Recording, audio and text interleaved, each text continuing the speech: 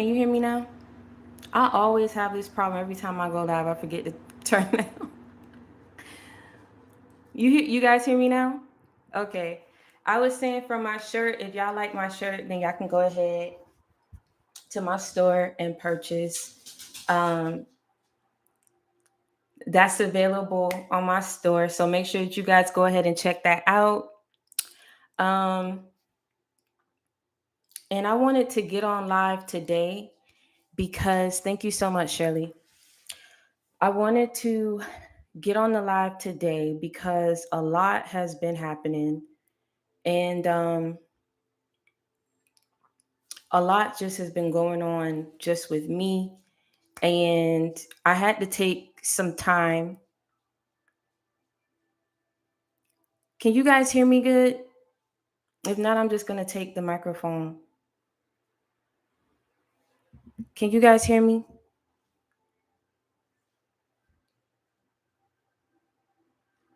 Okay.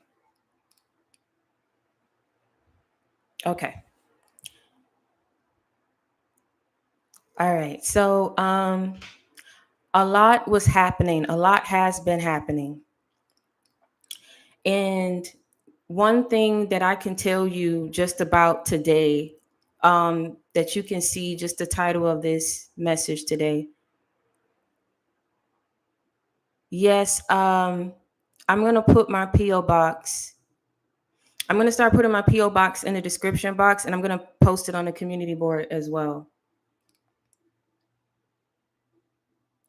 But as you can see, I still have a couple of VIP left, Shirley. So the venue, they're actually the reason why it's a wait because, and that's why I told you guys with the Royal Ball tickets, that's August 5th, right?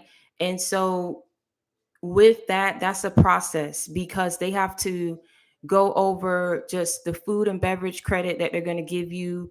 That stuff takes time. So it's not like I'm making you guys pay for the tickets, but I'm not trying to let you know where the location is. I have time to give you the location. For everyone who has purchased, you will receive the venue details, right? It's just right now I have a couple places that's locked in, and one in particular, they're gonna let me know what credit, what food and beverage credit they're trying to give me, and once I determine which one I want to go with, I can go ahead and release those details to you. So for a lot of you who's already purchased, I let you guys know that already, and I emailed you. There's a couple more VIP tickets, Shirley. So if you want to go ahead and purchase, that link is in the community board, and it's also going to be in the description box of this video. Um, so as you can just tell by the title of this video, there's a lot that has been happening, right? And one thing that I will tell you, a lot of people talk about being chosen and what does it mean to be chosen, and your walk with God and your walk in Christ, and how beneficial it can be, right? But a lot of people don't tend to touch on how hard it can be being on this path, right? And what you're faced with, and people attacking you, people attacking your character, people coming after you, and and it's just so much that goes on. And I tell you all the time, like this world that we live in, I've seen so much and witnessed it firsthand to the point where I said, you know what? I'm not believing nothing else. I'm not going with nobody else. It's nobody but the Lord who got me through and got me to this stage and this point of my life. And I tell you all the time that it's not about being perfect, right? Because no one is perfect.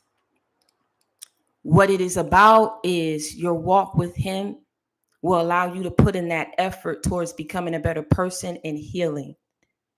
You get what I'm saying?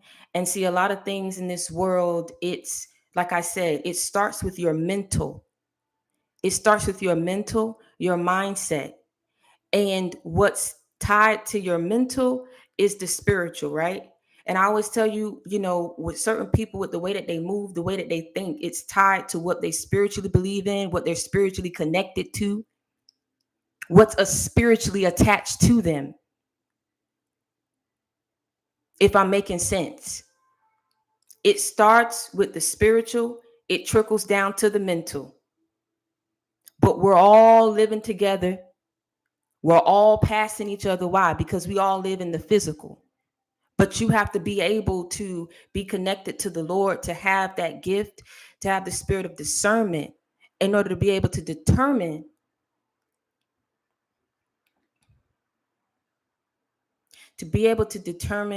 who you need to be connected to, who can be in your life, and who you need to back away from. Because spiritually, they're not right. Spiritually, they're not right. Do you understand me what I'm saying?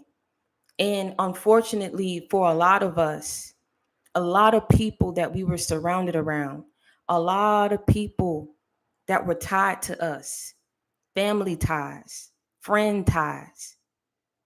We were being attacked in every area of our lives. For some, attacked while we were still yet in our mother's womb. That's not for everybody, but it's for some of us. Some of us was attacked before we even came in this world. We were attacked by forces of evil because of whom was trying to go after our parents, our mothers, and our fathers. And that's because of who they were connected to and who they were spiritually tied to. I got this just as clear as day the other day because the last couple of days I was growing weary. And I say, God, you gave me these gifts. And I also want to touch based on that as well. I say, you gave me these gifts. I'm doing what it is that you're calling me to do. You delivered me from evil once before. Surely you're not going to continue to allow these people to attack me, to continuously attack me. Some of this evil that people were sending your way could last you a lifetime. These people never wanted you to step into happiness. They never wanted you to step into love. They never wanted you to have balance, support, or stability in your life. You were living, residing in a community of devils. That's exactly what they were. That's exactly what they were.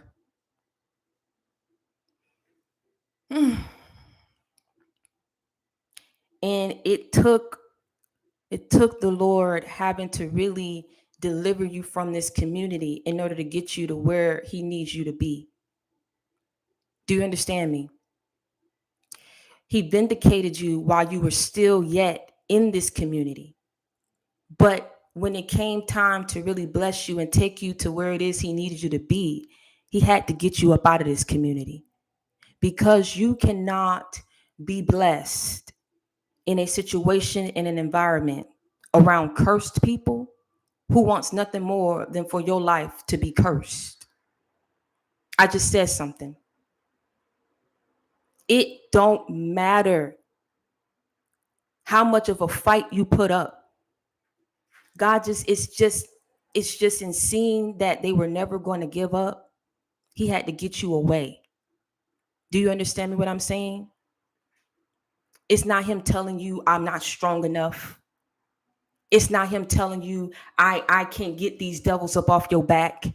It's not in him saying to lose faith in me because in running away, that's the only way that I can save you. It's insane that where I'm about to take you and these blessings that I'm trying to usher into your life, I want you to peacefully be able to enjoy them, baby.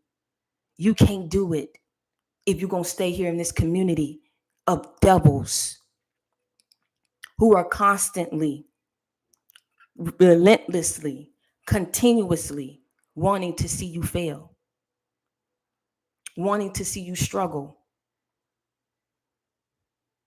wanting to be better than you, wanting to see you have a fall from grace, wanting to see you give up. The example that I was getting the other day, it's like it's almost as if these people made several attempts on your life, right? And the reason why these people were making attempts on your life was because just the ignorance and their way of thinking is, if I can take out the person of whom I'm attacking, that means they won't be able to come back and retaliate. But you see what I say about when people do evil and they don't think, they don't even understand that that was never in your nature to go back and attack them. That was never in you. But who protects you and who walks with you is who they need to be fearful of. But they thought in taking you out, you wouldn't be able to expose them or retaliate. And I'm going to tell y'all about what was going on with me, just so that it can resonate with you and make sense as to why I had to come on this live today. I'm telling you, I was feeling an uneasiness about me. I was feeling drained. And I kept pacing back and forth in my home because I had a argument with someone that I was dealing with. And I said, it's just crazy how this person just flipped on me out of nowhere. You know what I'm saying? When things were going good. And I always saw a pattern in my life where it didn't matter if I stepped into happiness. It didn't matter if love found me or I was in a relationship. It always would start good and end terrible. These people would say things to me that I can't bring myself to say because I took it. I mean, things that I couldn't write in my book, things that I can't even say here on this live. I truly felt like I was going up against some evil. Do you understand me what I'm saying? The things that were coming out of people's mouths. I felt like this evil was just jumping in and out of everybody that I was surrounded around. I felt like this evil was just jumping in and out of my mama, jumping in and out of my daddy, jumping in and out of these relationships, jumping in and out of these friendships, and it was trying to get me, trying to discourage me. I'm not beautiful enough. I'm not lovable. Because every man always come in my life and use me, abuse me, pick someone else over me, look down on me, and then leave me after I've given my whole heart. You know what I'm saying? I can't love 50%. When I get in something, I've always been that way. It's always 100%, you know? But in going through what I went through, I realized that wasn't healthy. But I just felt like this evil was really jumping in and out of people. And I kept pacing back and forth. I said, you know what? My soul is tired. I don't know what plans you have for me, but I'm back in the same position. Yes, you've gotten me away, Father. You restored my finances. You did a lot for me, and I'm grateful. But I want to be happy. I want to be happy. I want to be able to trust someone. I want to be able to open up to someone. And I kept pacing back and forth. I just kept saying, this is stupid. This stupid. This is stupid. I'm only telling you what I was saying in that moment. And what ended up happening was I had my TV on a meditation. Don't you know when I kept doing that video switched? You know how they'll recommend certain videos, right? So if a video was to be recommended because of what I had it on, it would have been another meditation video. But it went to playing Juanita Bynum's song, I Don't Mind Waiting. And I tell you all the time, when God got a purpose for you, even in the midst of you feeling like you're undeserving of something, like what he's promised you is not going to present itself to you in your life, That's that devil trying to discourage you to give up, because that devil can see what's waiting for you in your future. That devil can see that you're right there close to that breakthrough. That devil can see, and he is trying to take you out. He is trying to take you out before you reach there. And the only way he knows how to do it is to try to send people, do whatever he can before God gets you there. That song came on immediately because I was crying. I was going back for. I said, I'm tired. My soul is tired. I am a good person. I am a giver. I am not a taker. I am as real can be. I am watching everyone go and get married. I'm watching everyone go and get these things. And I keep encountering devils.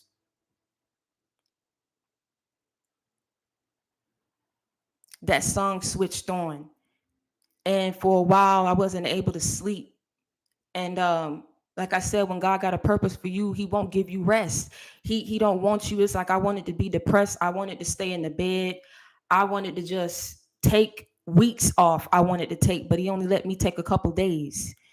And I was going to different people because for a lot of you, I help you guys. And I say, how is it that you give me gifts where I'm able to help other people just in touching them and hugging them? But yet it can't help me. I can't even help myself. I was going to different people so that they could lay hands on me and try to pray for me because I wasn't able to sleep. And God kept saying, you picking the wrong people. I said, but God, this is the pastor. This person is this, that, and that. I ended up coming across one particular lady. And I was getting this heaviness on me. It was bad. It was a real bad feeling. It had me really just not wanting to do nothing. I just wanted to stay in the house. It was a real bad feeling. I knew it wasn't normal. And I ended up seeking this lady. This lady said, I normally don't allow anyone to come over to my house this late, but I'm feeling led that you need to go ahead and come over to my home because something is really trying to overcome you. And I remember praying a prayer. I said, God, please let this be the person that can help me because I'm tired. I want to get back to myself. I want to get back to my life. I ended up going to see this lady immediately when I went to her home. She hugged me. She hugged me and she was like, you are a child of God. You have a purpose. You help people. What is it that you do to help people? I told her what it is that I do. And she was just like, she just started telling me certain things. She said, I need you to lay down. And she started cleansing out that room. And she started praying. I'm talking about speaking in tongues. She was just like, this evil is trying to overcome you bad. And this is something that you've been dealing with as a child. This is something that's been going on for years. She was confirming things I already knew, but she just kept speaking in tongues. She was praying. She said, open up your heart. She said, open up your heart. You've closed off your heart because you've been hurt. You've closed off your heart because that devil is trying to discourage you from believing in the Lord, that he has a plan for you. That devil is trying to discourage you to give up. I'm talking about when I tell you she did something that, oh my God, I can't make this up. This is why I tell y'all about having that closed-minded way of thinking, but I'm going to get to it. But she just was like, open up your heart. She was up and she said, open up your heart. God has a plan for you. You are lovable. Open up your heart. Let him come. Call on him. He wants you to call on him. And don't you know, I was crying so hard. I was shaking. I couldn't even open up my mouth now. But when I started talking, I just said, God, you delivered me from this evil once before, and I'm calling on you again to deliver me from it again, Father. I need you, Father. I need you to work a miracle in my life right now, Father. I need you, Father. I'm calling on you, Father. I believe on you, Father. I want to be happy. I want peace. I want peace. I want to sleep. I want my life back. I'm tired of being attacked. I said, whosoever is attacking me, Father, I pray that you heal them. I pray that you touch their heart and set them free. I pray that you deliver them from that envy, from that jealousy. I pray, Father, that you spare these people and forgive them, for they know not what they do, but heal them so they can leave me alone. I knew I was being attacked. Oh my God. And she immediately, when I was saying this, she said, you're not supposed to be here. I said, what do you mean? Mind you, I'm telling you how it happened. I didn't go into my whole life story, nothing. She said, you're not supposed to be here. I said, well, why you say that? She said, you you tried to commit suicide. And if God had not been in your life, you would have been successful at it. They were trying to get you to take your very life. I said, oh my God. This was before I moved to Houston. This was before I moved to Houston. Now, how she knew that? And I'm also going to check y'all before you say about this and that and this and that. I'm going to tell you something. When you are chosen, when you are anointed, you're also gifted. Everybody got different levels. They're on different levels. They got different gifts, different abilities. What makes these people different, right? What differentiates us is some people may use these gifts for good and some use it for evil. But if you are chosen, you're anointed, you are also gifted. Do you understand me what I'm saying? Jesus he was able to pick up on and know that Judas was going to betray him before Judas betrayed him. He knew it. He said, someone close to me is going to betray me. He knew it was going to be someone that was close to him, someone of whom he entrusted. Do you understand me what I'm saying? He knew how it was going to happen. He said he's going to give me off with a kiss.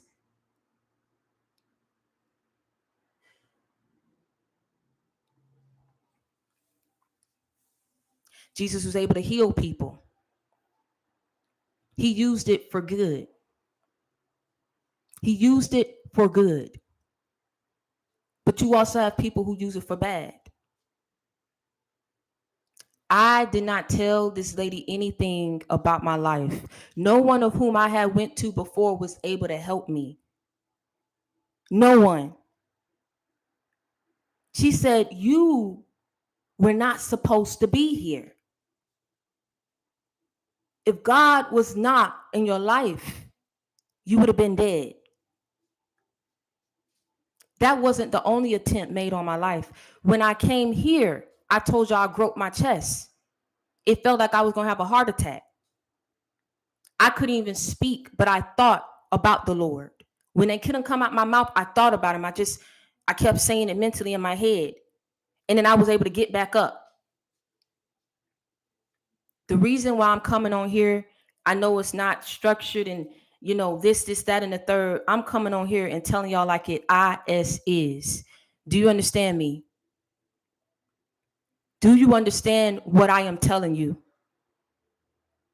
This stuff is very much so real. And this lady was able to, like I said, pick up on things in my life that she shouldn't have known because I didn't tell her. And she just kept praying over me. And then she hugged me. She was able to tell me that my grandmother is still yet walking with me and protecting me. You'll have people that say, oh, I don't believe in that and guardian angels and that's that new age and that's this, that, and the third. Again, that closed-minded way of thinking. Everybody's life is different, to each his own. But when something is revealed to you, because I prayed for this, I prayed to God, I prayed for him to send me the right person. I said, I'm not going to seek out anyone. I'm going to wait on you to bring the right people in my life. I'm going to wait on you to guide me on where I need to go, who I need to connect to. I say, and whatever I receive, whatever I'm told, I'm going to receive. And whatever happens, Father, whatever happens, my walk will always be with you.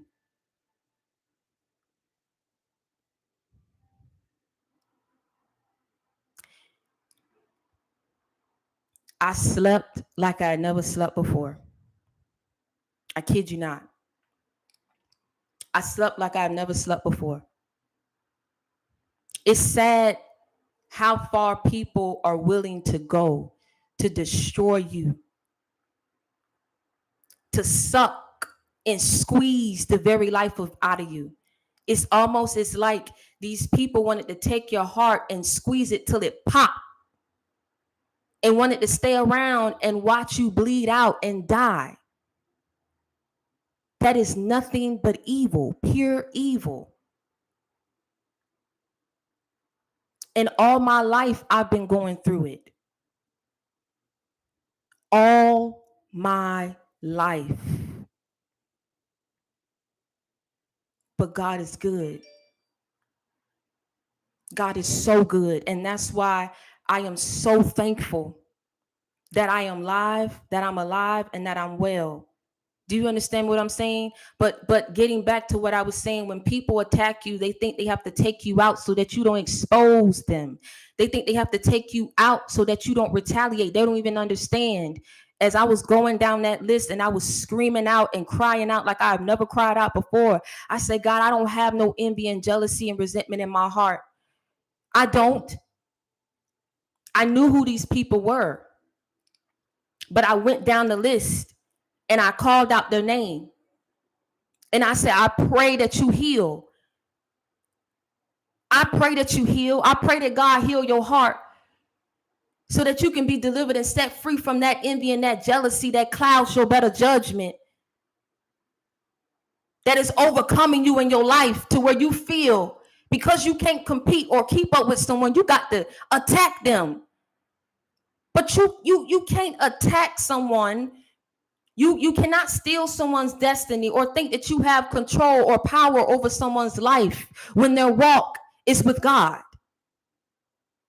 Because you are not bigger than him. You are not more powerful than him.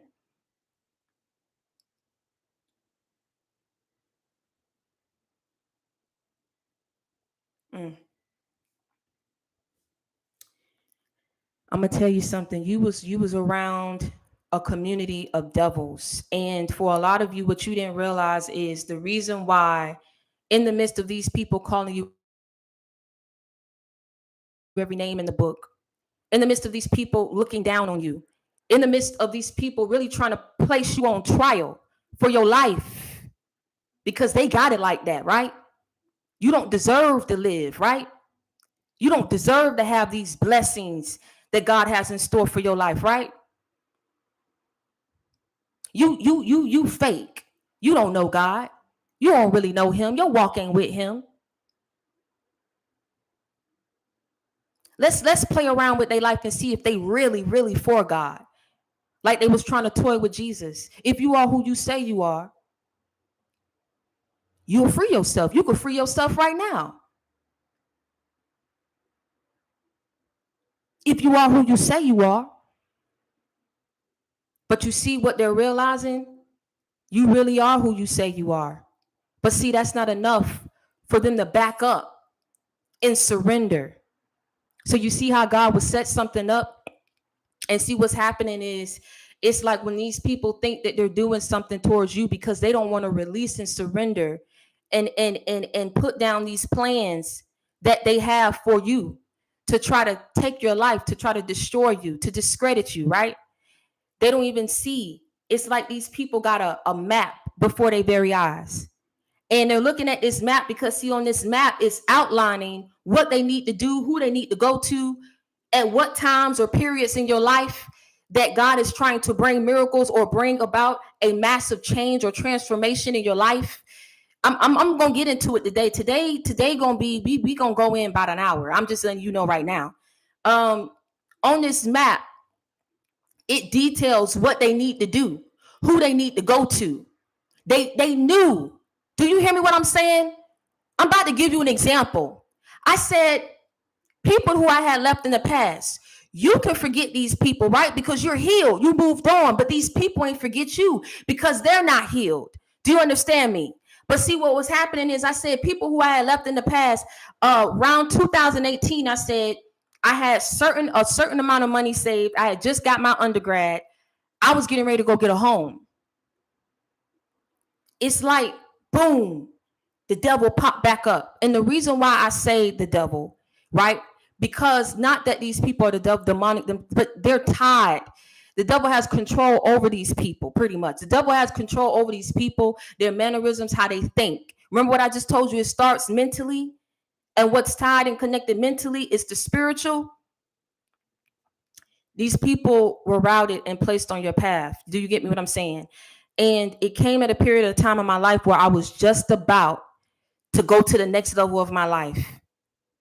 I let the wrong person in, trying to help them, trying to love them, trying to run behind them, trying to be loyal and respectful,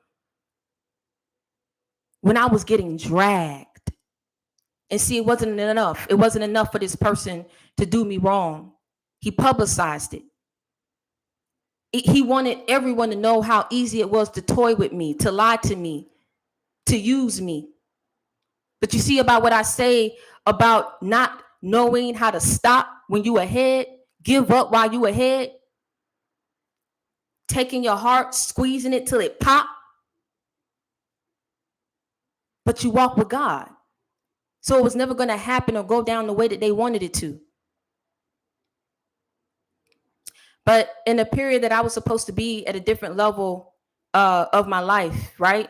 I was supposed to take those resources that I had already established and saved up for myself and capitalize off of that.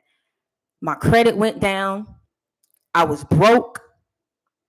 I was staying in the projects. I had to walk everywhere I went. I found refuge in getting down on my knees. See, when people want to call you a whoremonger, they want to call you a liar, a thief. When people think that they know you, they thought I didn't know God because of my sins. They thought I didn't know God because of the way I chose to live my life. They thought I didn't know God because if I knew God, I should have known not to give away my last. If I knew God, I should have known that this person was sent to detour me and take me off my path.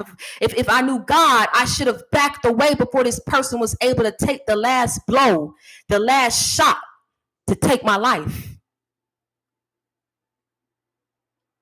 But you can't help when you have a good heart. Thank you, Ministry of Charity and Testimonies. I appreciate and love you. And I couldn't help my heart. You can't help who you fall in love with. But once you learn the lesson, God will come back and bless you tenfold is what I can tell you. And I'm going to testify on that today. I'm sorry. I'm sorry. Whoever want to unfollow me, baby, you can unfollow me. You can unsubscribe. I don't do this for no subscribers. I don't do this for no views. Do you understand what I'm saying? You don't want to follow me. You think I'm preaching false doctrine. You don't have to watch me. You don't have to recommend me. You don't have to walk or support me. But I'm going to tell you something. I'm going to still do what I'm led to do. This is my life. This ain't me taking from other people, stealing from other people, trying to put a message together so it sound good. It sound like I'm inspiring you. It sound like I'm motivating you. But I really don't know what I'm talking about. I'm really pulling from other people's content. No, this is my life, sir, ma'am. I was broke. Sometimes God has to break you in order to rebuild you in a manner, right, where you are changed, you are healed. I don't think you understand what I'm saying. The way that I was moving when I used to talk, going out and doing all this type of stuff, I don't even talk that way no more. Do you understand what I'm saying? God had to break me. It's not saying that he wanted it to happen, but I'm gonna tie this for you. It's not saying he wanted it to happen, but he'll step back and allow it to happen because he knows when it comes to you, it's gonna make you stronger. It's gonna make you wiser. Do you understand what I'm saying? But when it comes down to your enemies, he'll step back and let what's supposed to happen to them as well. But he will give them a chance. See, that's what people won't tell you. And the chances that God gave these people was to surrender, to let go of the evil plans and intent that they had for you. And I'm telling you, they couldn't even see it. Thank you, Jehovah, baby. Thank you for that donation. I appreciate you. They couldn't even see that big pitfall that was waiting for them up ahead because it was too busy looking at that map on how to get you. Oh yeah, I know this gonna work because see, yeah, it worked here. They said that it worked here. I know that it's working, so we need to up it a notch. We need to do this. We need to do that. Can't even see the pitfall. They too busy looking at the map. And the chances that God was giving these people was put down that map, put down the map, let it go. Go somewhere and heal yourself. Because the reasons that you don't even have a reason for why you're going up against this person. You don't even have a reason for why you don't like this person. And let me tell you something. Even if you had a valid reason, it still don't justify you going up against this person in the manner that you did. You have people out here in this world that's not healed that feel, you know what? I got to get them because they got me. They got to get got because they got me. I got to get my lick back. I got to get revenge. Instead of stepping back, letting God handle it, stepping back, healing from what these people did to you, stepping back, healing from that trauma, stepping back, healing from that rejection, they choose to hold on to it. And it sits and it grows. Oh my God.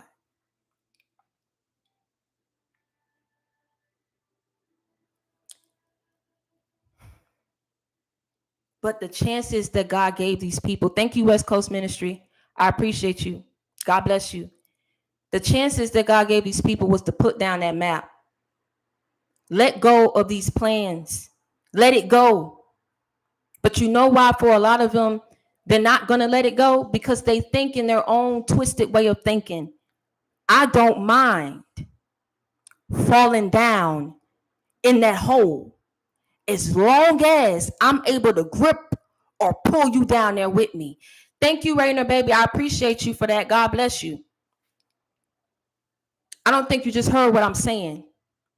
It's like they will keep up this image. They will keep it up thinking that I will get what I want in the end and it'll be okay. I mean, I kept trying to figure out who hates somebody that much. I'm trying to figure it out. Nobody talks about it. I'm trying to find it out. How can somebody have that much hate? Where is it coming from? I kept saying, you know what? It's so many other people in this world that are beautiful, right? Because one of the reasons that the lady was telling me, she was calling out how these people look. That's how I knew who they were. She said, she was like, and she said, you've always been beautiful. You've always been beautiful. I say, but she say, you never was cocky with it because you didn't know it. Because you was around demonic people who tried to make you feel the complete opposite of what you truly was. So you never let it go to your head. You never walked around like that. You get me what I'm saying? She was able to touch my heart and say, you are truly a child of God. You're so pure. But you're going through so much evil. Oh my God, I got to pray for you. I don't know who you've been going to, but they weren't doing it. You know why I'm exposing myself today? Because, like I just told you, I'm as real can get. Am I fake? No. All the times that I've been talking to y'all, that's what you needed to hear. I just was suffering because I was being attacked. But I say enough is enough, God. Enough has to be enough. You keep sparing me, but they keep going back and attacking me. Enough has to be enough.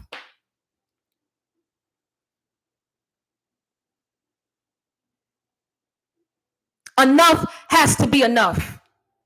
It has to be enough where no.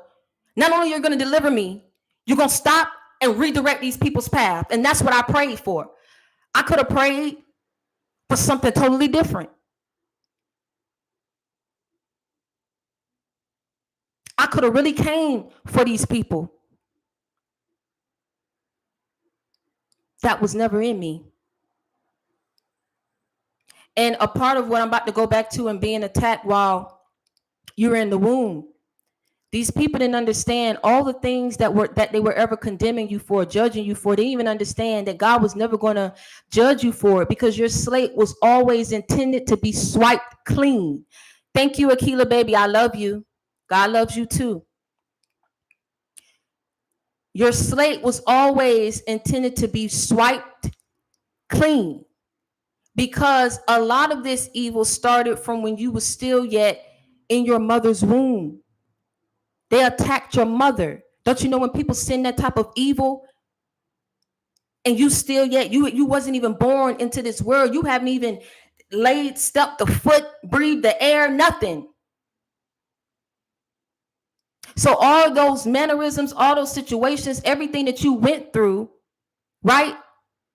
It was manipulated to go that way because of what was sent your way before you had even been born into this world. So no matter what these people tried to say, no matter what they tried to judge you for not having, no matter how many times they kept attacking you, like I said, they can keep trying to delay you, but you're going to step into it regardless. Did it take some time? It did. Did you deserve what you went through? No. Some of y'all should have already been stepped into whatever it is that God is bringing your way now. You was already supposed to have been stepped into that.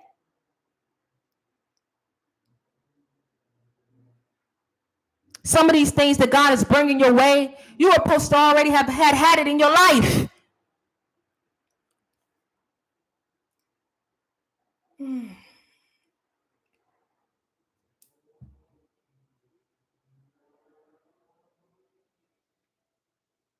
Evil, evil, evil. They don't talk about that being on this path. They don't talk about it enough if they do. Stop wanting someone else's life. Stop wanting to look like someone else. You don't like how you look, go fix it. That is not a valid reason to attack someone. You don't like how you're shaped, go fix it. That is not a reason to attack someone. You don't like how smart or intelligent someone is, go pick up a book. Go fight, go get a tutor, go put yourself back in school. That is not a reason to attack someone. You don't like someone's husband and the love that they receive in the caliber of men or women that they're able to attract, go heal so that you can attract a higher caliber. That is not a reason to attack someone. You don't like the blessings, the favor that is over someone's life, but you have not gone through the things that this person has gone through. You have not felt the way that this person is felt. You had a hand in going up against and attacking this person, not even understanding they was already had enough on their plate.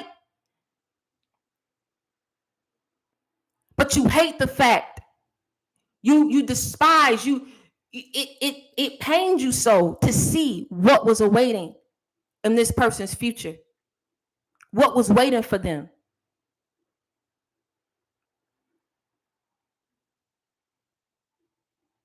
Yet, you didn't want to do the work so that you could figure out what God had for you or get to what God has for you. You were too busy looking at someone else, hating what was in store for them.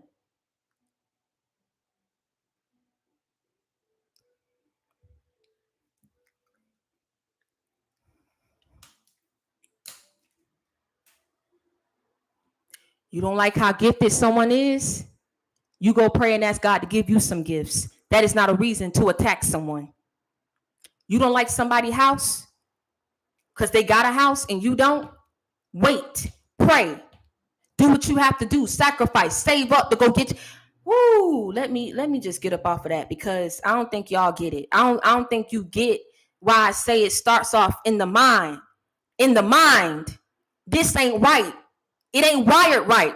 I'm trying to tell you something. And it ain't wired right because of what's spiritually attached to these people.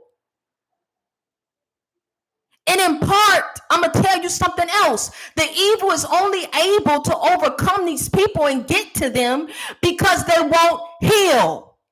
When you are in low vibrational energy, it makes it easy for demonic forces to enter into your life, affect your mind, affect your spirit, affect your soul, because you're not healed. And when they get hold of you, either one or two things can happen. You can pray it off, get strong and deep in your faith and in the word, or you can sit up there and choose not to heal and feed into those demons. The people that you was around fed into the demons. Do you hear me what I'm saying? They didn't try to fight off the demons. They didn't try to pray them off. They didn't try to heal like I tried. They fed into it. They fed into it by feeding into envy and jealousy and hatred, which caused them to do something that they know they shouldn't have done. Caused them to go up against the person that they didn't have to go up against. But they feeling some type of way now because you want nothing to do with them. But they're up in their head because they don't know if you're going to expose them. For the people that I'm talking to, we ain't in the business of sitting up here stooping down to people's level and doing to them what they've done to us. Do you understand me? The people that I'm talking to, we are in the business of once we see evil, we discover evil, we get far, far, far away from it. And we get down on our knees. We get down on our knees. I don't care where we are in life, where we are within our faith. If you don't know every biblical scripture, I don't care. Because a lot of these people who are in the pulpit, a lot of these people think it's all about wearing your Sunday's best every Sunday. But what is you doing Monday through Saturday? It ain't about wearing your Sunday's best. Some of this stuff that God is trying to do for his people and sending certain people your way, baby, these people have true gifts that go beyond, oh, I went to school and got a degree to understand how to preach and how to say this. I was grandfathered into this, so, naturally I assumed this position, and so, yeah, I'm here. No. This goes deeper than a degree, a college. These people that God is sending your way are people who truly have the ability and the wherewithal and truly love you from a place in their heart, because why? Their walk is with God too. I told you, people do it for good, some do it for bad. Some of these people ain't even got no anointing. They just know how to put something together and make it sound good. They may be on a different level of recognition and fame than you.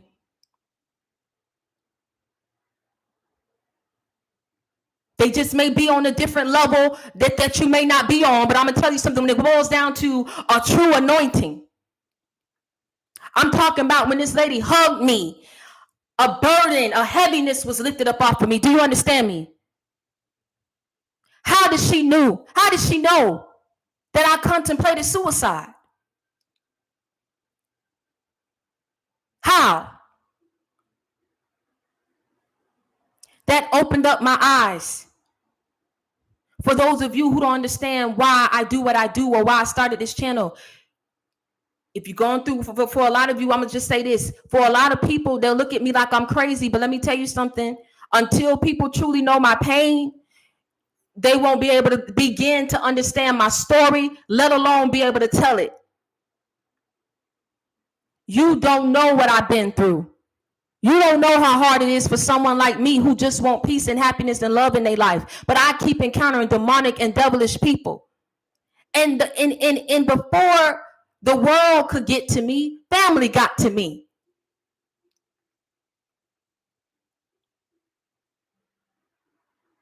And the only person that truly was able to love me from a space in her heart, I had to feel her body go cold. and she left this earth. And that was my grandmother. Don't you know that these people tried to kick me out the ICU? It was so much division that came about when my grandmother died. It was just clear and evident that it was something wrong with these people. They were unhinged. Do you understand what I'm saying? I was always with my grandmother. You know, those people that way back in the day, you know, they didn't, reading wasn't important, I guess, you know. So my grandma, she didn't know how to read. I would always walk with her and she always say, you know, can you go to the grocery store with me? I'll always be happy to go with my grandma. I was really close to I wasn't embarrassed of my grandma. No, my grandma prevented a lot of fights from happening for me. She would stay right there at that bus stop. Some days she'll be like, you're going to have to learn how to fight and speak up. You know, but my grandma was always there for me, and I'll always go to the grocery store with her, and she'll be like, what that say? You know what I'm saying? She trusted me. Not everybody, with the way that my grandma set up, she ain't going to let everybody know that she don't know how to do that. You get what I'm saying? But she'll go with me and ask me to go with her, and I was shocked with her. And my mom also did a lot. Well, everybody did a lot for my grandma, but I didn't like how people were trying to say like we were trying to come and act like we did everything for her. It wasn't, it didn't even have to go there. They took it somewhere they didn't even have to go. It's not about who did what. And see, one thing about it, what I saw is they could break and try to punk and bully my mom, but my mom is very strong. And my grandmother had left the insurance and stuff to my mother. Don't you know they tried to make my mom feel bad, talking about, oh, all she want is money, this, that, and the third. And my mom was actually trying to get my family to go to a different funeral home so that they could retain some of the money that my grandma had in her insurance or whatever that was, right? And they wanted to go to the spot that charged the absolute most, to where it took up all the insurance money. I'm telling y'all something of how people think. When they think that they taking something from you. Thank you, Allison, baby. I appreciate this. And I know that I'm giving y'all my experiences today, but I really prayed before I came home today. This is not structured. This is me talking to y'all. When people are upset, they was upset that the money was left to my mom. That was already a problem, and you could tell it. So what they tried to do is, oh, why you want us to go over here? Why you trying to, but they didn't even understand my mom was going to give the rest of the money to the sisters. But them being so up here, I'm going to just be respectful. Oh, we going to go right here because it's convenient. And they ended up taking all of them. They didn't even embalm my grandmother good. My grandma didn't even look like herself after they finished embalming her. But that's where they wanted to go. And it took up all the insurance money. They were nasty. They thought she was trying to get or suggest this so that, oh, you trying to keep, but she was trying to give it back to them. It was so much. They broke my mother's spirit. I've never seen my mom cry. Me and my mom, we be at odds. I ain't gonna lie to you. But it's because of a lot of evil that was sent our way. I'm trying to tell you something. Me and her was at each other's. Woo! But to see her like that, it's like they didn't recognize her as the favorite auntie or anything like that. She would say it about it a lot. She wouldn't cry. She'd be like, I could just see that they don't really vibe with me. I could see that they don't post me. And one particular time on Mother's Day, she got so upset because I put my grandmother, my other two aunts, and her. She said, don't you ever put me in there because they won't do it for me. And me thinking from my heart, I'm like, but Mom, I'm just trying to include everybody and recognize everybody as being a mother. She said, don't. Because they won't do it for me. So I respect her wishes. Every time Mother's Day come around, I recognize her. I say it to her. Sometimes, and I feel like in me saying this, like I say, the way that they treated me, like I was acting all crazy, telling me, oh, kick her out. How dare you try to kick me out the ICU of my grandmother when I can't recall the last time y'all was going with her to put groceries in her refrigerator. Don't you know one time when my grandmother was losing so much weight, she was at the last stages of pancreatic cancer, didn't let nobody know nothing. We didn't know nothing. By the time it was time for us to take her to the doctor, the man was just like, we could try to make it comfortable for her, but it's nothing that we could do at this point. My grandma was losing so much weight, it pained me to see her like that. She couldn't even wear a belt. She was getting strings and putting in her pants to tie them up. And don't you know, when I had a talk with my mom, I say, I'm going to go to Walmart and just get whatever it is that she needs, because I feel like I need to put some food in the refrigerator. And I don't know why I was feeling that way, right? Because my grandmother, one of those type of people, she not going to ask for help. Don't you know, I tried to get my aunt to go with me. Instead of her trying to tell me some of the things that my grandmother get, because she was living in an apartment with her, she was telling me to get things that my grandma don't even eat.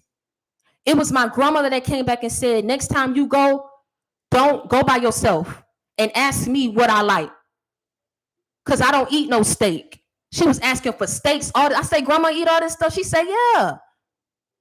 Even in the time that I'm trying to do something for your mother, my grandmother, this is what you want to do? You want me to get stuff for you instead of, I told you, come with me to tell me the things that grandma like eating. So when I got there and I brought the food, don't you know her refrigerator was empty? Now she had my aunt and my nephew, not my nephew, she had my aunt and my cousin staying in there in the apartment with her, but the refrigerator empty.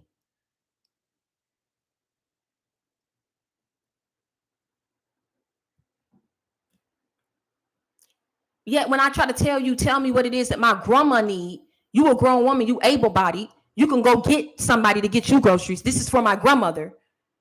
You sit up here lying, telling me the things that you want to eat.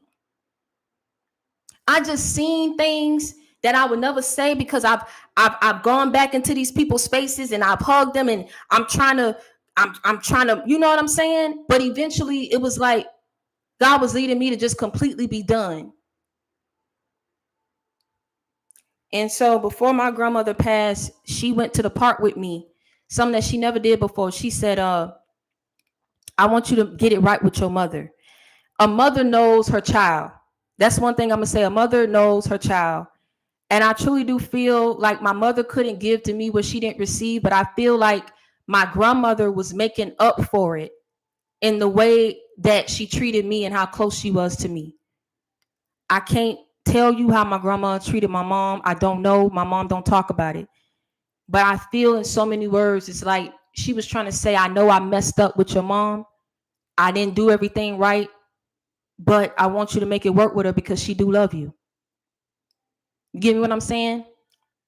That was the last moment that I had with my grandma before she passed.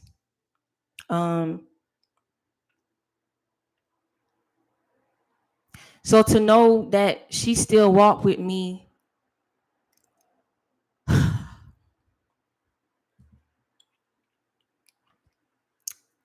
so all I just, sometimes, like I say, you go through so much in your life, you don't know what a person could be going through. But in going through all these different trials and tribulations and upheavals in my life, I was also close to my uncle as well, my Uncle Peter.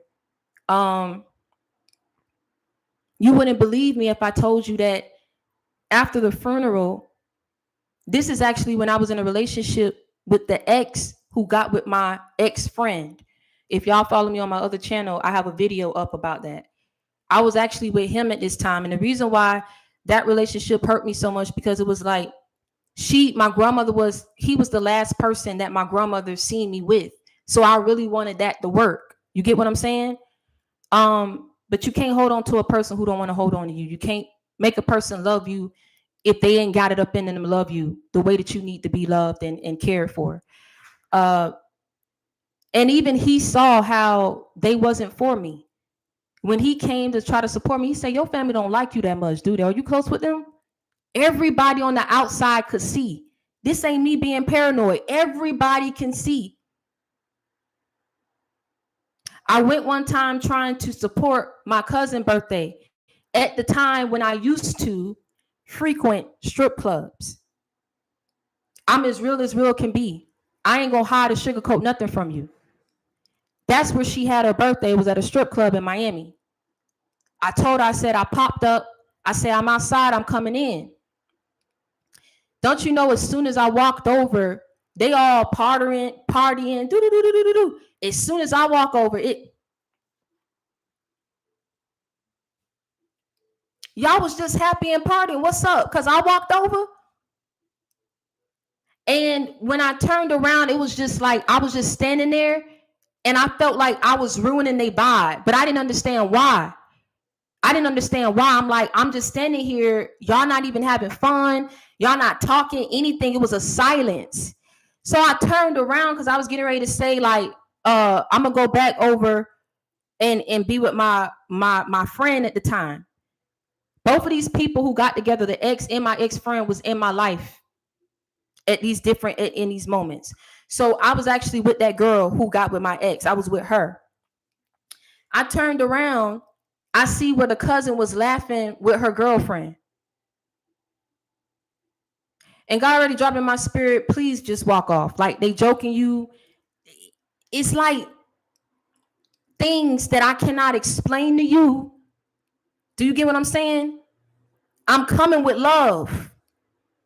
I'm trying to support you on your birthday. I'm a human being just like you. I got a heart just like you. Help me to understand why you move the way that you move. I say it can't be that serious. It can't be that serious. It's so many beautiful people out here. It can't be that serious. When I got spiritual, I realized just how serious it was, though. When I got spiritual and I left all that stuff behind, I realized just how serious it was.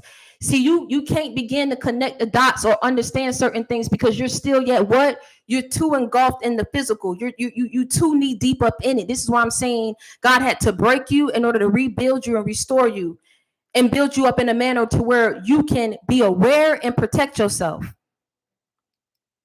I would have kept looking at things the same way. Thank you, Kay. I appreciate you. God bless you.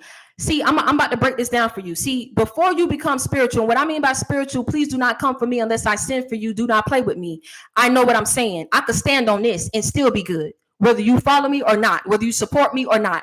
This is real what I'm about to tell you. When you're in the physical, right? That I'm talking about, like you're out there of the world. You doing all these different types of things. See, you will look at certain things from a certain point of view. And the way that you look at things, like the way that I used to look at things. Oh, I'm just being bullied because I'm wearing Skechers. I'm being bullied because I don't know how to slick my edges back good. You know what I'm saying? I'm being bullied because I was talking to X and Y dudes at the same time. You know, I get why they don't like me. I get it. You know, I'm tainted. I'm dirty. I'm this.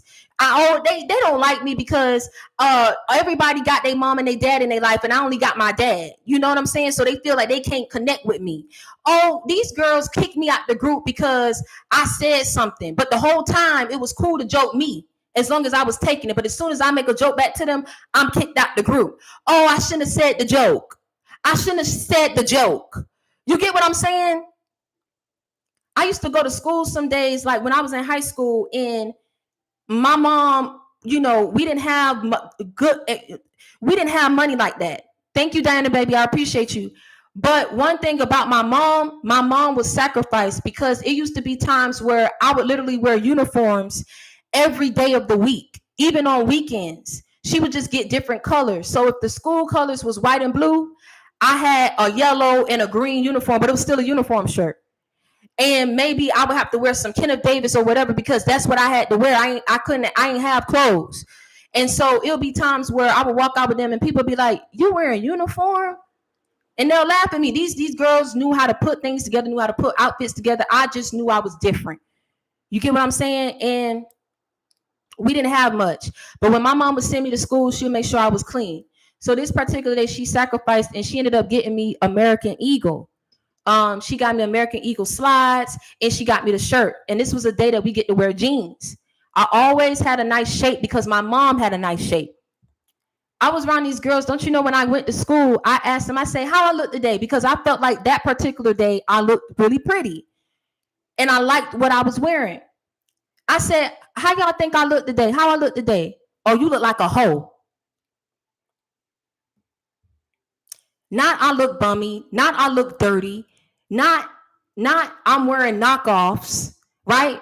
Not I'm broke, I look broke, I look whatever. I look like a hoe is what I was told. They all laughed at it, thought that mess was funny, and then walked off. When my dad would let me go out with some of them on the weekends, my dad, they had so much to say about my dad always walking with me. They even tried to insinuate, and there was a rumor going around the community that my dad messed with me. I was in foster care because of the abuse that I was experiencing between me and my mom. And I just so happened to confide in a teacher, and not really confide in her, but she took advantage of me and lifted up my skirt and saw my bruises. And that's how the next day or a couple days, the Department of Children and Families came and took me out of my home. It had nothing to do with my dad. But you see, when I say about people, they always see me with my dad. And see, if certain people are not healed, and they be like, well, my dad left my mom, or I don't know my dad because this and that, and then they see someone who dad is always walking with them. Don't you know it's not about you looking lame because your dad is walking with you. Half of these people would have wished that they dad would have still yet been in their lives to walk with them. But because they weren't, I was being attacked about that. My dad went everywhere with me. If I went to a party, they tried to say my dad was like a little girls because I was invited to a party and my dad said, look, I'm not going to be up with you so I don't embarrass you, but I'm going to sit at the corner. Somebody who seen my dad sitting at the corner was like, oh, it's a little kids party. And my dad was like, yeah, my daughter is at it. That's why I'm sitting here and make sure she okay. They had so much to say about every single thing.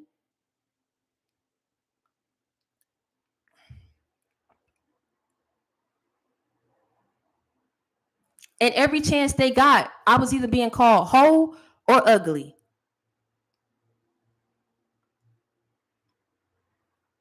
And so when my dad ended up telling me, he was like, you look very pretty today. I heard one of the girls say underneath her breath, she was like, pretty where? I heard her say it.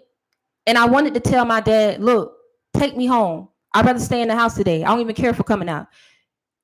But I stayed. And the whole time they made me feel like the third wheel. They were talking. It's like they were there, and it's like they were together, and I was just there, following behind them. That's how it was for me. I never had friends, and people would swear up and down there's something wrong with someone who can't, who up in age and can't say that they have a bestie that they connected to or friends, but they're not willing to speak on the evilness.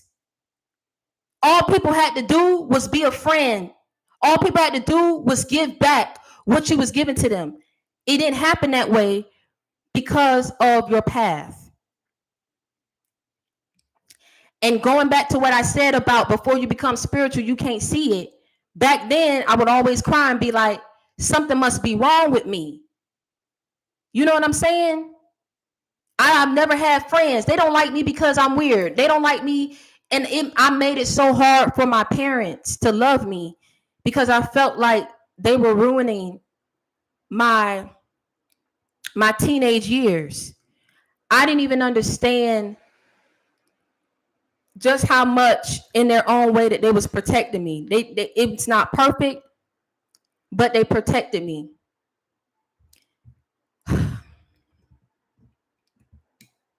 So before you like I say, God has to break you, because back then I would say, oh well, they don't like me because this, they don't like me because of that.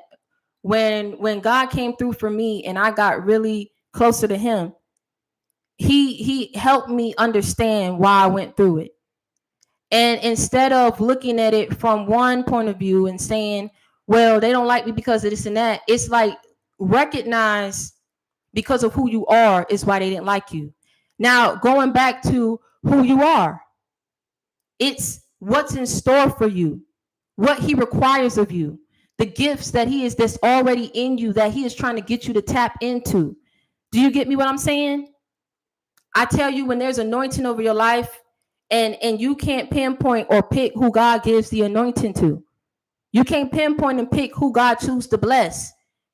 He will literally take a nobody and bless him to become a somebody in front of everybody without asking or seeking permission from anybody.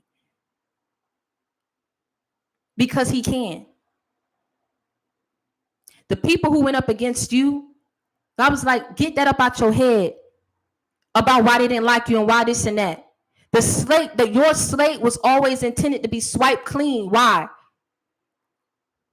God knew all that hell you was going to go through because of the attacks that was sent not only your way, but to your parents as well. Notice I didn't say family, I said parents.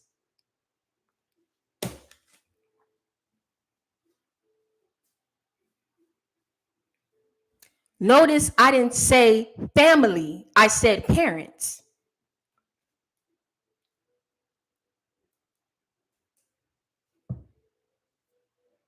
So when people thinking that they're going up against you and taking you out so that they don't have to answer for the things that they've done to you, they don't even understand it was never in your DNA to get back at these people. They so ignorant, they couldn't see through that. You actually prayed for these people. If you anything like me or went through similar situations, when you going up against all that hell and you going up against all that envy and that evil, where people are truly coming for your very life, finances up and down, you can't keep nothing stable and consistent.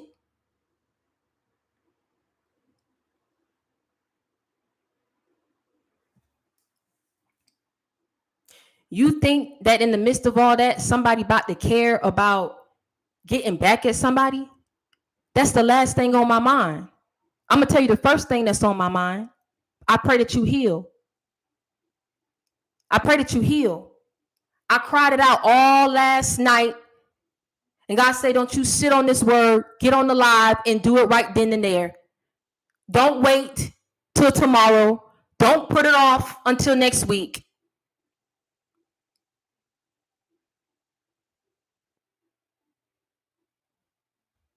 You don't care about getting back at someone. It's at this point, I don't understand, and I can't make sense of why you doing what you doing. But if it's that bad, and you act like you can't shake that evil up off of you, I'm going to pray that God can shake it up off of you. Even though you don't deserve my prayers, you don't deserve my forgiveness, you don't deserve my love that I still yet have for you, even though I'm at a distance. You know why I don't want to talk to you. So stop acting stupid. You know why every time you keep sending people, those people get blocked too. Stop acting stupid. You know why I would never part your house? Why I would never part and go to another family gathering? Stop acting stupid.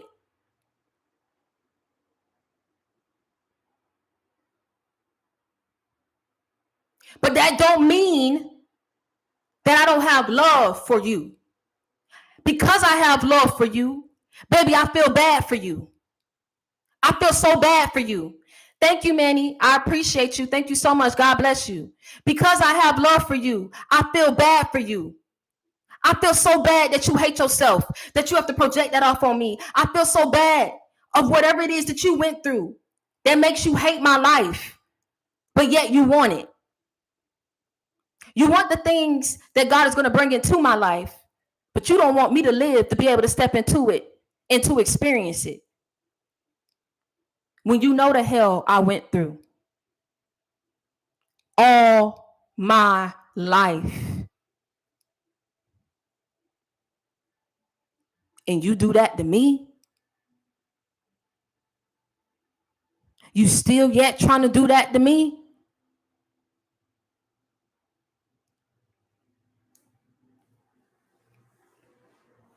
Because I got love for you, baby, I prayed for you. I prayed that God can heal your troubled spirit, that he can soothe your broken soul. Because that's exactly what you have. Stop playing with his name, is what I'm also getting. You play with his name because you say that you're of God, but yet you attack a child of God. Make that make sense to me. And the reasoning behind why you're doing what you're doing, you got to hide it because you ain't got a reason. Because this person didn't give you a reason. I know they didn't give you a reason because they my child.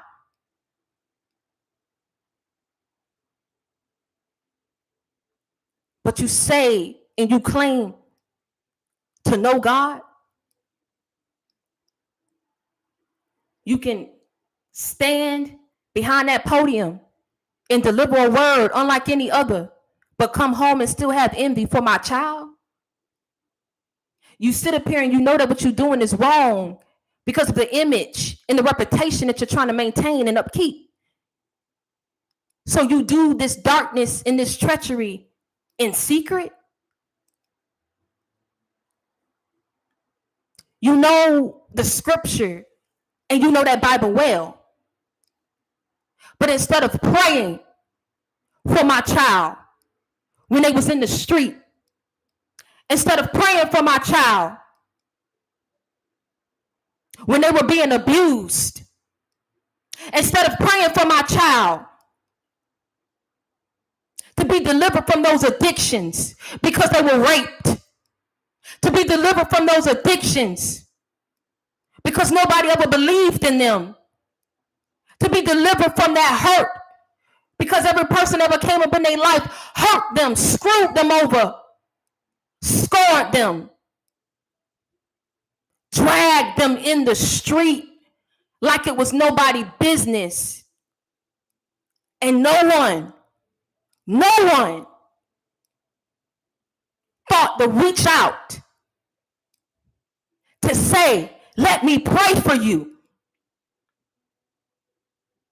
What did you do? You got with other people who talked about this person's transgressions. You got with other people because their business was out on the front street. And you chimed in and joined in on the judgment. You chimed in and you joined in on the criticism. You chimed in and you joined in on the treachery, the betrayals. You didn't pray for my child. You hurt my child. You burdened my child when they was already suffering.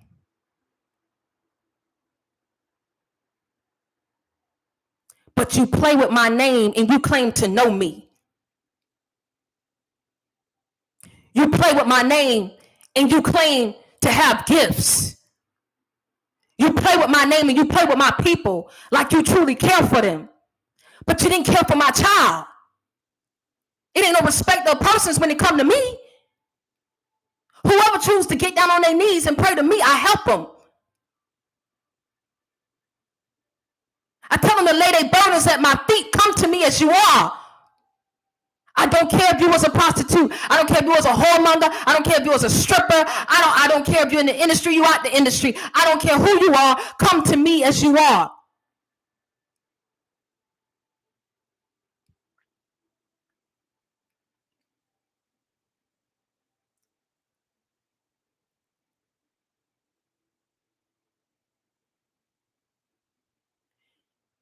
You hurt my child. You burdened my child. You tried to damn and curse my child. You had no chill.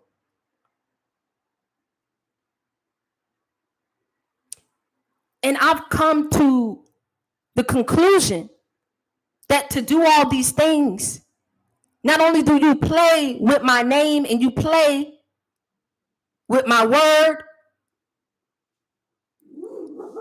you clearly don't fear me. You don't fear me. That's why you play with my name. That's why you play with my children. You don't fear me. You think this is a joke.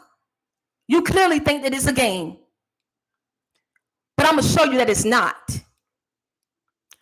I ain't got to fill that hole that's waiting for you up ahead. I ain't got to fill that hole. I could fill that hole so that you can walk and step over it. I could, but I'm not gonna. And it's not because I'm being petty. It's not because I want to see you hurt. What did I tell you? You don't have to take matters into your own hands when it comes to people who go up against you. Vengeance is mine, so saith the Lord. How do you think that he avenge you? How do you think he go about handling these people who go up against you? I mean, what do you think this is? What do you think that this is? Who have you been listening to? They tried to kill you, attacked you. You hadn't even been born into this world yet. To damn and curse your life. That lady told me I had so much evil around me to last me a lifetime. But God, she said, say it with me. I was crying, and it wasn't like I was trying to dismiss God. I was in so much pain and sorrow. She was to me what I've been to you. I needed that because I'm human. And I am really going through this. I am really fighting for my life. You think that this is not a game after you leave this. I hope you understand that this is not a game. I hope you understand, like I said, the same way that you listen to whoever it is that you listen on YouTube, and all these people are saying you about to do this and you about to do this, whether they taking it, because you got people who steal from people as well. And one in particular that I want to mention because I prayed on it, I said, I'm not in the business of exposing people, but lately you guys have been putting me in the category of someone named Jordan, the chosen one. And there was a time where I want to say back in 2021, this guy was taking my full-on video titles. I mean, not even trying to paraphrase it or nothing. He was taking the exact titles and putting it as part of his videos. I kid you not. I kid you not. I still yet got the claims on my account. So I don't have no reason to lie. But these are people that you listen to. And I don't know why I'm being led to say this today, because I tell you, I don't come for anybody. I don't come for anybody. But a lot of y'all be like, oh my God, I listen to Jordan. Like several people lately, not on here on TikTok, like, oh, you and Jordan, y'all anointed. I'm not going to say who anointed and who not. What I will tell you is, not only do he take from me, he take from other people. And he was trying to emulate the whole thing that I had going on with kings and queens wearing the crown. Where do you think he got that from? I mean, y'all follow these people and you listen to these people and you don't really do the research and really seeing what these people are about. I don't know why I'm saying what I'm saying today, but I'm going to get back to my word. But I'm just telling you, or whoever he is, if he come, I don't hate you, baby. I don't hate you, but you need to stop doing what you're doing. That's what I will tell you. Whatever is let me, because you've been doing this for years. I never said anything. That should go to tell you something. If you are led to say something, come up with your own titles. You don't capitalize and listen to a message and you hear someone saying, God is going to come and present this to you and the family going, and then you come back, you say, okay, well, yeah, some of y'all have family that go up against you and friends that go up against you. Where you think he got the inspiration from? He copied the whole thing. The WTC gang or whatever he got. Where do you think he got that from? Who started coming up with JC Gang and putting gang as part of their title? Who did it? He did the whole thing about if you need a coach, if you need inspiration, go check it out. Go look at it. If you did now, when I first started, I've been doing this for 2 years. When I came out here, what was I saying? If you need a friend, you got it in me. If you need love, you got it in me. If you need inspiration, motivation, you got it in me. I'm your friend. I'm your this. I'm your that. So where is he getting it from? And why do he feel the need to take from other people if he is saying that he truly cares for people and that he's anointed and he's gifted? Some people are doing certain things for monetary gain. I'm not the only one, so I'm not going to stay on this. But I'm going to tell you something. Some of y'all really need to wake up and look beyond who looks pretty, who know how to put something together, who sound good, and really do your research. Because he is getting a lot of people. Oh my God, yeah, God told me to this. God told you what? You gonna comment under someone. Oh my God, let me leave that alone. Just moving forward, please don't put me in the category of him. That's all I ask.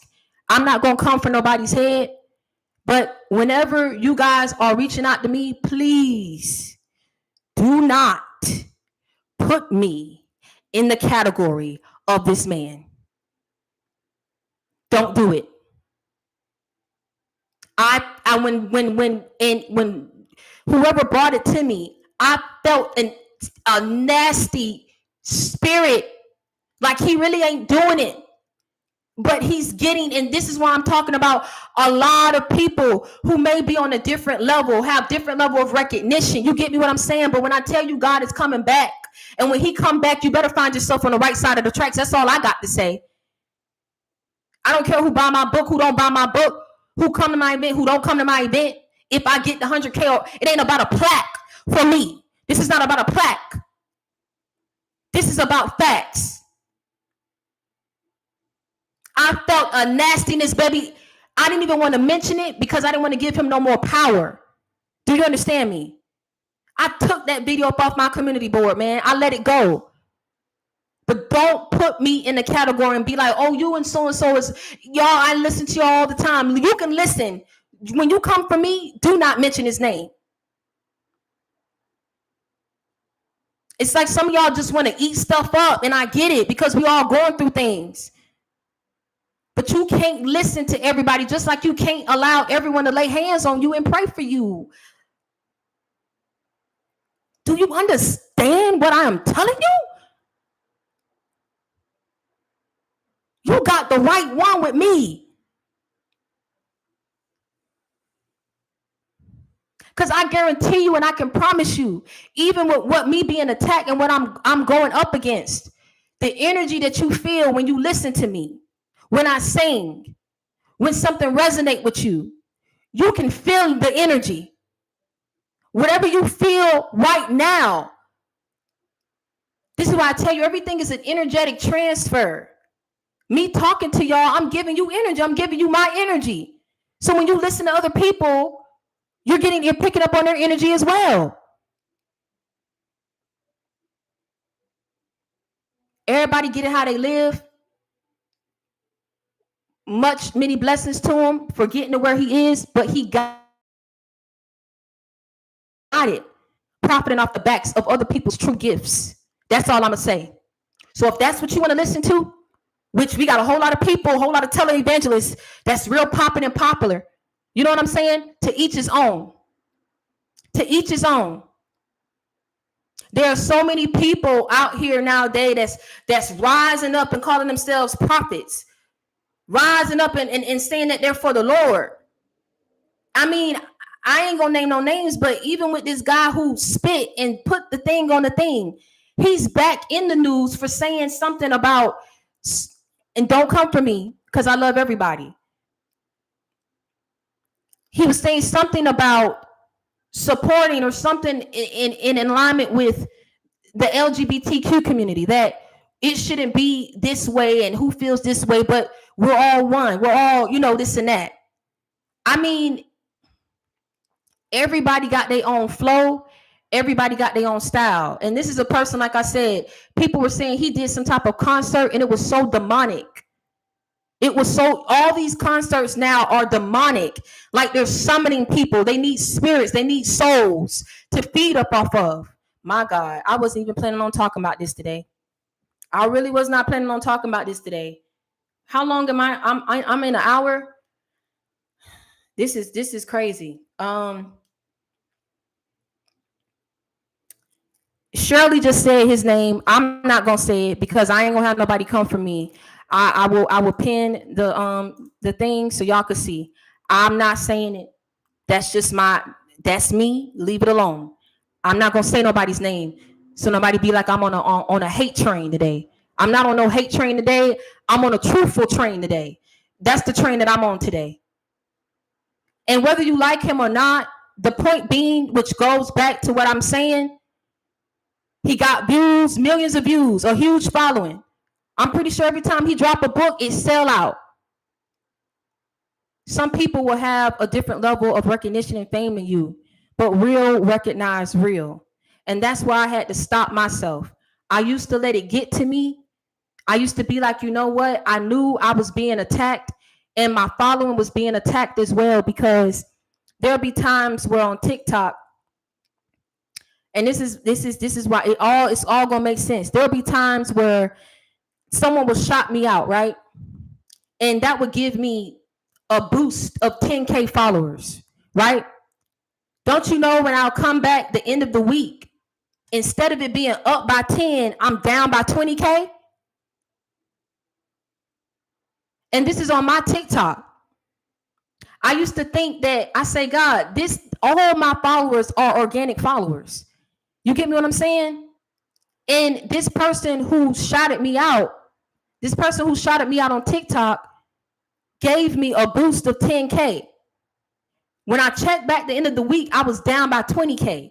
I said, this don't make no sense. I'm getting the views, but my following is fluctuating. I was seeing evil. I'm telling you, evil was trying to get me in all areas of my life. There have been times where there were issues with my store not being visible. I had to keep going back and emailing the customer service people. I said, this don't make no sense. Just as soon as I get my store back on, it's saying, you have disabled your store. I said, I didn't disable my store. Who keeps disabling my store? Then when they tell me I have to go ahead and call YouTube or whatever, the people that they're saying, don't you know the number that they gave me? I'm speaking on it today. The number that they gave me, I had to call because I had my school email. So they said, call this number. I called the number, say, this number has been disconnected. I can't make this up. I go back, I get routed back to the main line. I say, why would you give me a number that's not working? They said, ma'am, it's a working number. I said, this thing just said that it is not a working number that's been disconnected. They said, ma'am, I'm going to transfer you over. It didn't work again. They said, okay, hold on, ma'am. I'm going to place you on a brief hold. I'm going to call the number myself. They got back on the line with me. They say, ma'am, I don't understand what's going on. I just got on the phone with the people. I say, woo! I say, no, not today. Not today. Now, how is it that they was able to get through? And the whole time, both times I called, I heard this number has been disconnected. I've been doing this for 2 years. Y'all talking about, Victoria, you about to reach 100K. I was supposed to been reach that 100K. 2 years I've been doing this. And people who have been coming up have been taken from my messages. I had to stop myself. Do you hear me? I'm keeping it real with you today. I had to stop myself and I had to say, you know what? You got a plan. I'm going to let you work that plan. I'm going to get out your way. Whatever you have for me, Father, I'm going to wait on you. I started saying that. I'm going to wait on you.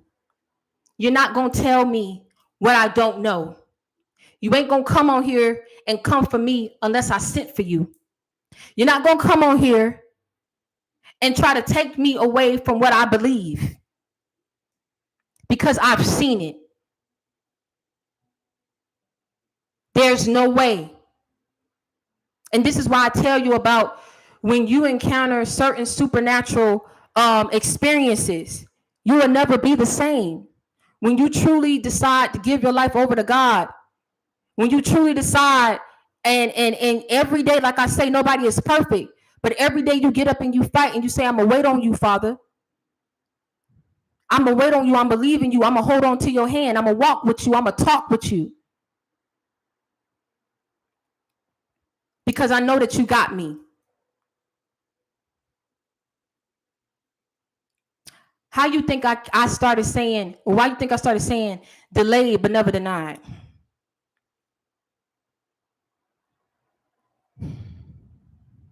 When people see that they can't stop your destiny, When people see that they can't discourage you from forfeiting your destiny, and it's too much to bear to see you go off and make something of yourself. It's too much to bear that they will never be able to call you a whore again because you're reaching other people who's just in the same situation as you, to view their body as a temple, to value themselves more. I spoke on it when I said about how God is using Black China, and he's also using Alexis Sky, who used to be on Love and Hip Hop. You think people out here faking stuff? That's your ignorant way of thinking. People is going through stuff. I can guarantee you, Black China done seen something spiritual that scared the living daylights out of her.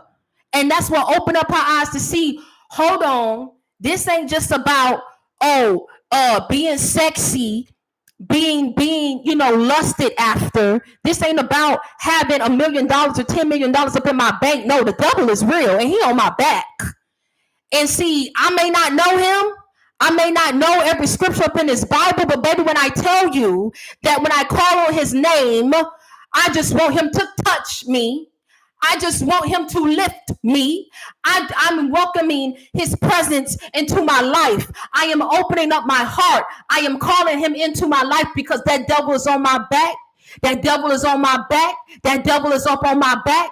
And he can no longer confuse me with these riches that he is trying to give me. He can no longer confuse me with this admiration that I'm receiving from people who are lusting after me. Because I don't love myself. If you love yourself, why do you want people to lust after you? You should only want your husband to lust after you. You should only want your husband to want you and view you in that manner. You should only want your wife. Not, I'm fine, I got to have 15, 20 baddies. And you very well could pull and screw every single last one of them too. But when you are fulfilled, when you know who you are, it's like, I'm fine, but I'm going to pray that God send me somebody who is equally, if not more attractive than me, who can add to me, benefit me, get my life on the right track. Because this ain't about lust. I could bust down 50-something chicks and let them be the baddest up in the land. But after I bust, I don't feel fulfilled.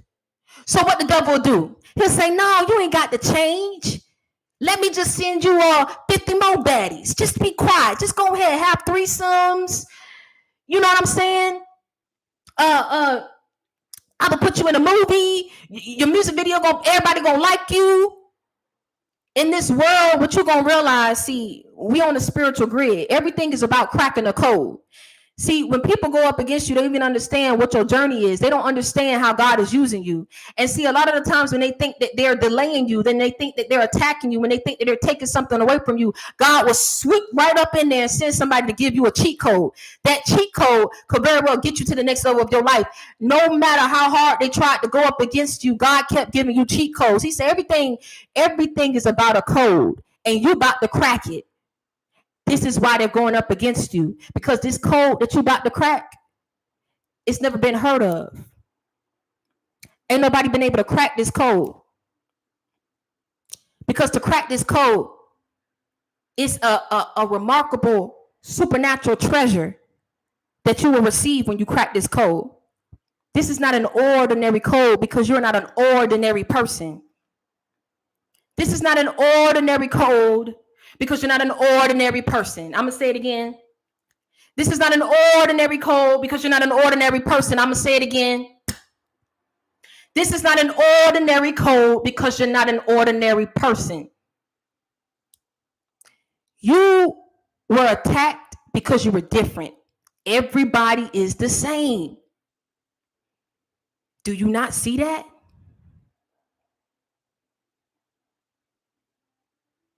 Or do you choose not to see? I can't even listen to certain music. I can't even watch certain movies. It's stupid. I don't even want to watch it. They keep recreating things and they're messing up the originals. They're messing up the originals. Everything is a sequel, and it don't even be right. It's like they just be mishing and putting stuff together. I can't even watch certain movies, man. I can't do it. It's crazy. I don't even want to do it. I'm like, what they about to do in this movie? All they doing is shooting and killing. I don't want to watch no John Wick. It don't do it for me. I don't want to watch no Evil Dead, no Conjuring. I don't want to do none of that stuff. All that opens up a doorway. I keep trying to tell you, if you don't believe, you're going to go through something that's going to make you believe. But I'm going to tell you something. I've seen a demonic presence enter my home. And how you about to know that I ain't faking and I ain't lying? For anyone who's encountered that experience, you're going to be able to confirm what it is I'm about to tell you. This floating spirit initially got me when I was in my dream state. And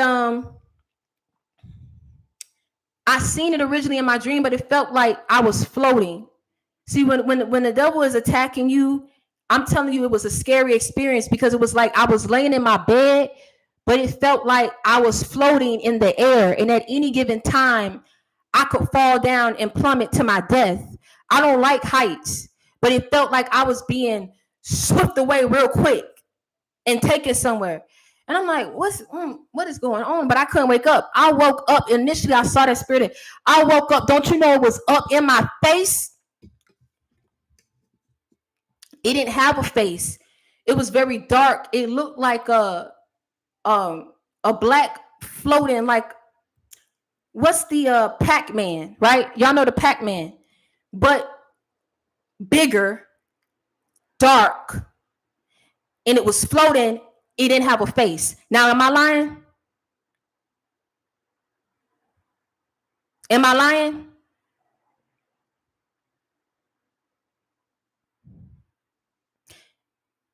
Now you got to ask yourself, who sent that my way?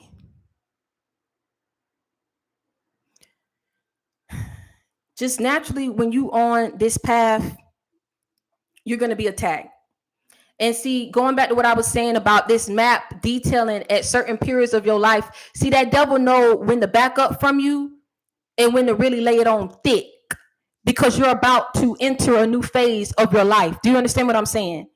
And see, they know at different times when you're going to go through a massive transformation, a massive glow up, a massive come up.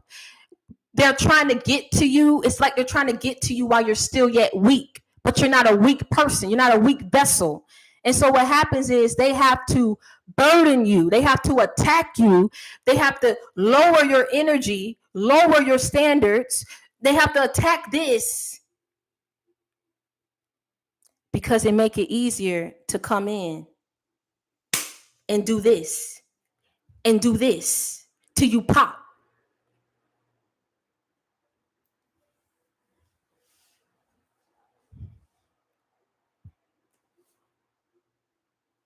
But when I tell you that when it comes down to that spiritual court justice system, and yes, I did say spiritual court justice system, where God served as your judge, Jesus Christ served as your lawyer, your legal representation, and the Holy Spirit served as the jury. When I tell you, when it comes down to that spiritual court justice system, God don't care about what your popularity score is. I'm sorry, dismissed.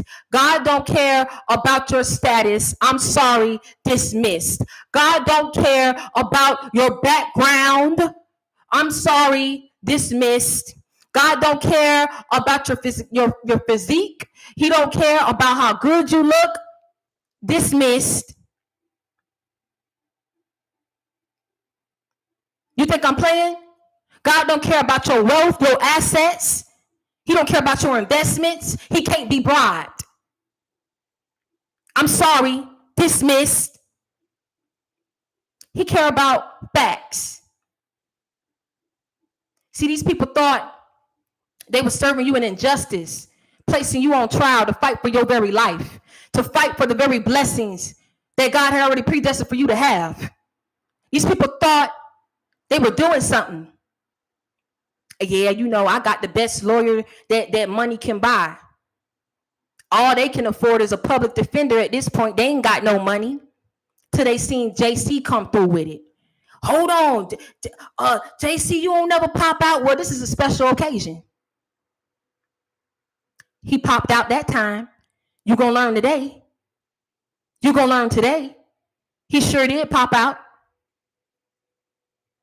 Because when you came to him with a heavy heart. You came to him, you said, you know what, Father? You know me. What's understood ain't got to be explained. I come to you with a heavy heart.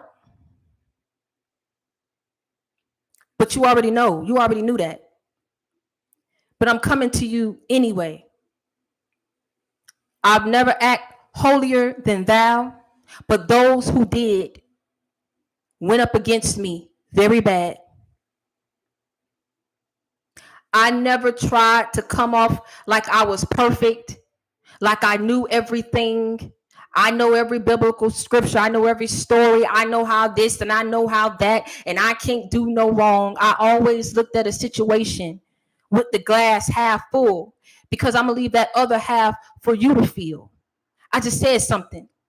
I look at the glass half full because I'm leaving that other half for you to feel.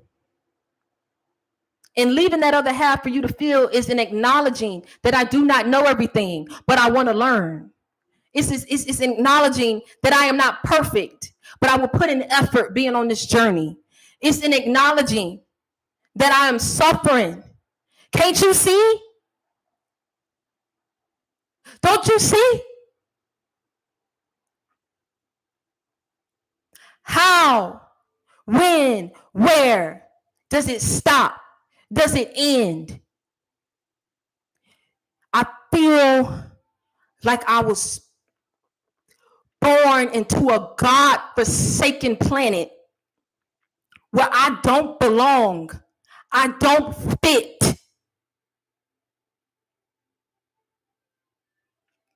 I either know too much to roll with these people. I'm either too born to be with these people. I'm too changed. I'm too healed to roll with these people, to be in these types of relationships, to have these types of friendships. It's always something. What is this? Explain this to me.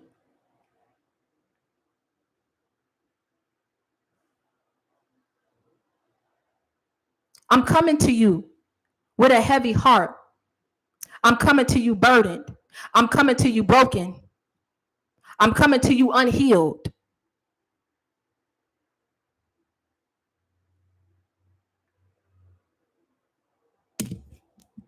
I feel cursed. I feel cursed. And I am hurting because I don't understand how someone like me. I remember the days I would get up every Saturday. I would faithfully make sure I get up early so I could catch all my favorite cartoons. I took joy in the smaller things in life, right? I always had a heart, always stuck up for anyone who was being bullied. I actually gravitated towards other people who was being bullied because I felt they wouldn't hurt me because we going through the same things. You know what I'm saying? I had people do some crazy things to me. I've been going through this since I was a child. I date back on the times my mom would let me go to summer camp, and it was this Spanish girl. Everybody was black. She was the only Spanish person. So for the first time in my life, I wasn't being bullied, but it was because of my color. It wasn't really because these people vibe with me. But even through all of that, I sought this girl out, and me and her became close. They would try to do crazy things when we go to the roller rink. They'll try to push this girl down. They ain't try, they did. And when I would come to help her up, they would do it to me. But I turned around and said, I know your mama. And my mama know your mama. And you know my mama don't play. She ain't got the sense that God gave her. When you come for her, all she see is red. I know my mom. I know my mom. Yes, she loved me, but she done turned up on me too. I know my mom. My mom can fight. They call the people the Geechees or whatever. It was this story that she went up against 3 of them, and she beat all 3 of them. She walked away with a couple cuts, but she beat all 3 of them. I could never. I'm gonna keep it real with you. They call them the Geechees, whatever they call them. I don't know, but she beat all 3. So I turned around. I said, "You know my mama. My mama know your mama. Leave me alone." And if it wasn't off the reputation of my mom, it was other people who was in my family that really ain't had no sense. They shoot first, ask questions later. And at that point, they only asking questions because they need legal representation. I just said something. That's the only time they ask questions. They shoot first, ask questions later. By that time, it's to get some legal representation, to get them about the mess that they up in. So we all got them up in our family.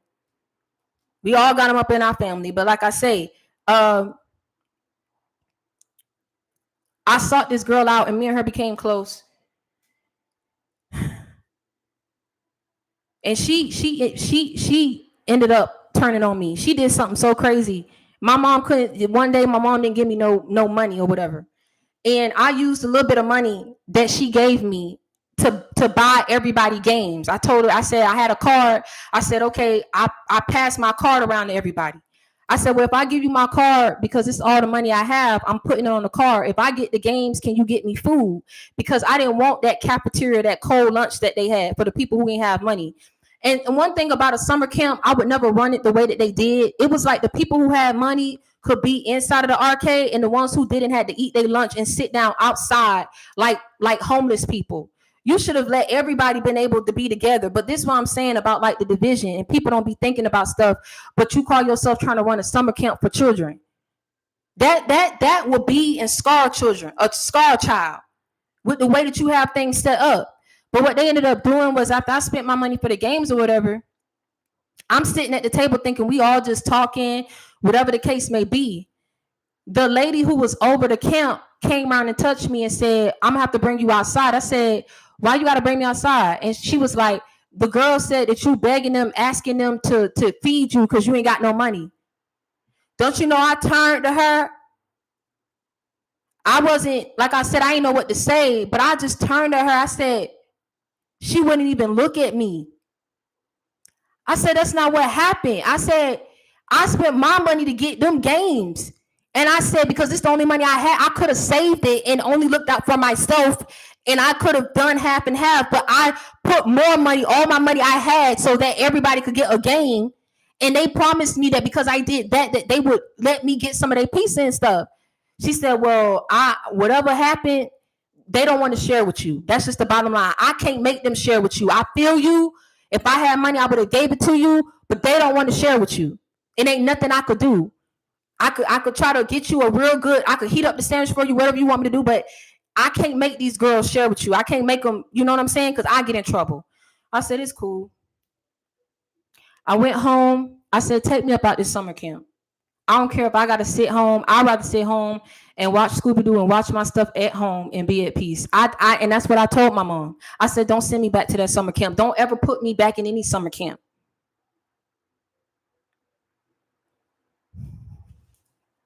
I was in summer programs that were educational. But I told her, take me out that summer camp. But I say that to say, it's just you go through a lot being on this journey. You go through a lot with people attacking you. You go and you're battling up against pure evil is what you're battling. And it's in that moment that you feel broken that you find God. And you get closer to him than you've ever have before, because it's at this point that evil is wreaking so much havoc and destruction in your life that you are trying to search for greener pastures and peace. You need it at this point because you don't have it in your life. And so all you had to do was just call out to him and get down and pray and welcome him into your life. Accept him as your redeemer, as your protector.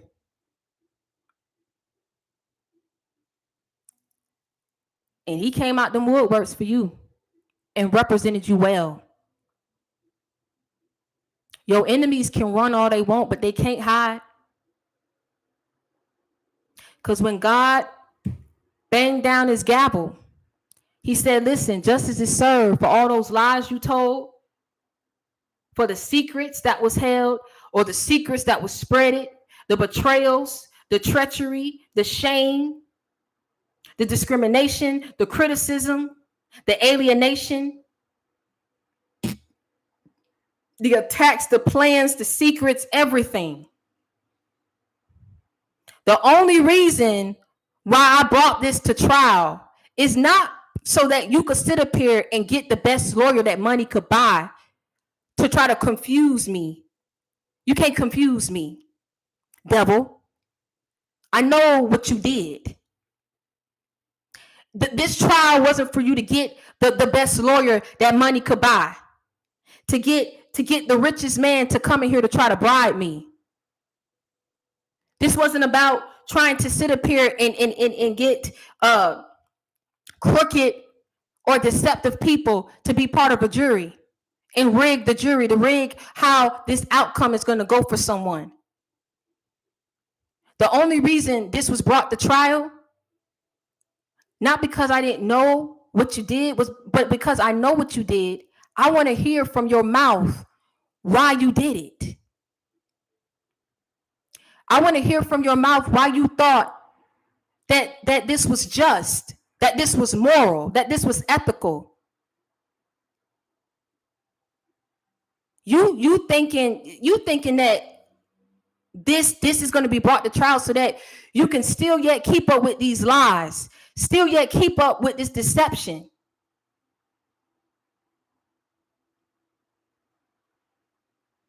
When I tell you that Jesus represented you and he represented you well, I'm trying to tell you something. God was the judge. Jesus Christ was your lawyer.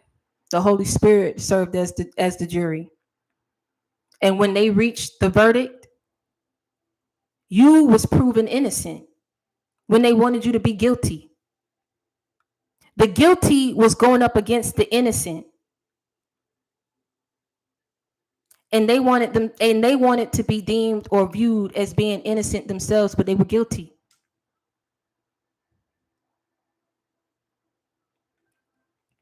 All you had to do was call on them. All you had to do was wait on them. All you had to do was be the bigger person and choose to heal and rise above what people did to you. Rise above what people said you were. Rise above the discrimination. Rise above the racism. Rise above the treachery. Rise above the narcissism that you encountered in your family and your friends, on the job. Everybody was trying to attack you. Everybody was trying to be up in your business. Everybody was trying to figure out if you was succeeding or struggling when it wasn't their business. They made you their business because of that evil that was attached to them. That evil that was driving them to do it. And the evil that wanted to overcome you because that evil saw what God had in store for you. That evil saw what was up ahead waiting for you. It had to take you out before you got there. They said you didn't know God. They said you didn't know God. You too far gone. You too far gone. You can't be saved. You too taint. You too dirty. You too nasty. You too wild.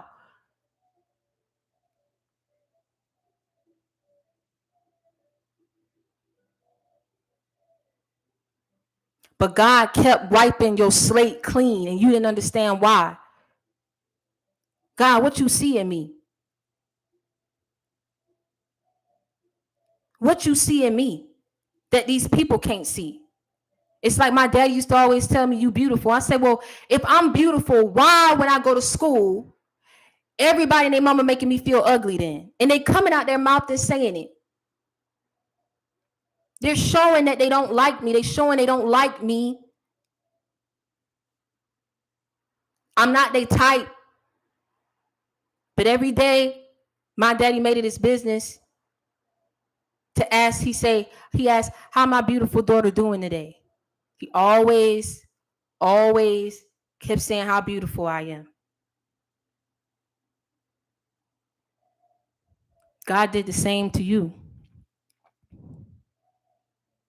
It don't matter if those struggles, it don't matter what these people wanted to be publicized.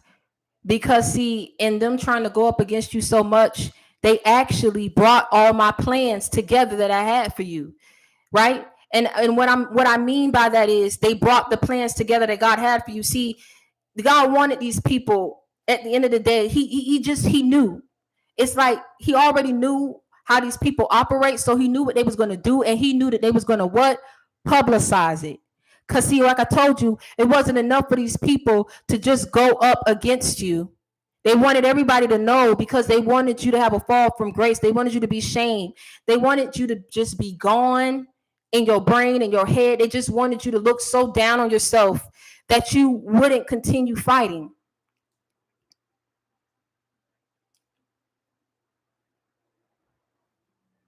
So, with that audience that they created, with that gathering that they put together, with them people that they recruited, God now had a platform and a stage. Wow. I'm too real for YouTube. Y'all really ain't. And I've been seeing so much about just how they push certain channels. People really don't want the truth to get out there. It's like literally everything that they did, they was pretty much building the stage for God to place you on. And for everyone to see, just as the same way as they publicize those struggles, shortcomings, your secrets, lied on you, bullied you. I mean, really went all in. I could go down the list if you want me to. They built the stage, but God blessed you right there to take the stage and show everybody what he can do and what he has done and what he will always continue to do for your life. They built the stage, you took the stage, and you blew everybody out the park. You shocked everyone because say it don't matter what they called you. Don't matter that they say that you didn't know me. You understand me? They gonna see just how close and tight you are with me since they got so much to say.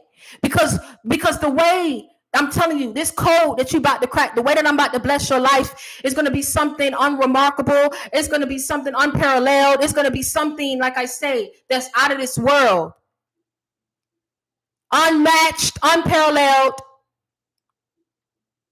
Something that the average Joe can't say that they have, or the average Joe can't say that they're able to do too. So all the copycats and the people want to emulate you and the people want to beat you like they don't have no sense of self. You're about to achieve something on this stage that no one will be able to do, because the thing is, just the same way that they tried to curse you in the womb, God also blessed you in the womb as well with certain gifts.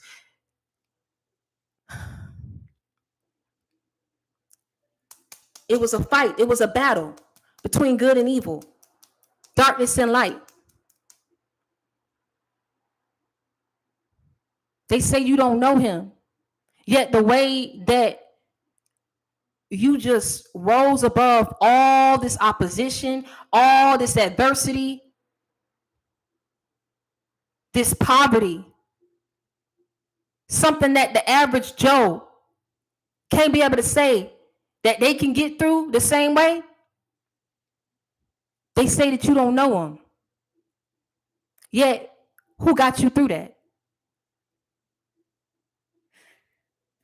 They say that you don't know him. Yet, he keep defending you and getting you off and proving people wrong. I'm trying to figure it out. Make it make sense to me. Put me on something new in case I don't know. They gonna call you crazy. They gonna call me crazy. But until you know my pain, you will never be able to understand my story. I'm gonna keep saying until you know my pain, you don't know what that feel like to be abused as a child. As a child, all you want is to be happy. You don't want not, but I had burdens as a child. I had burdens as a child.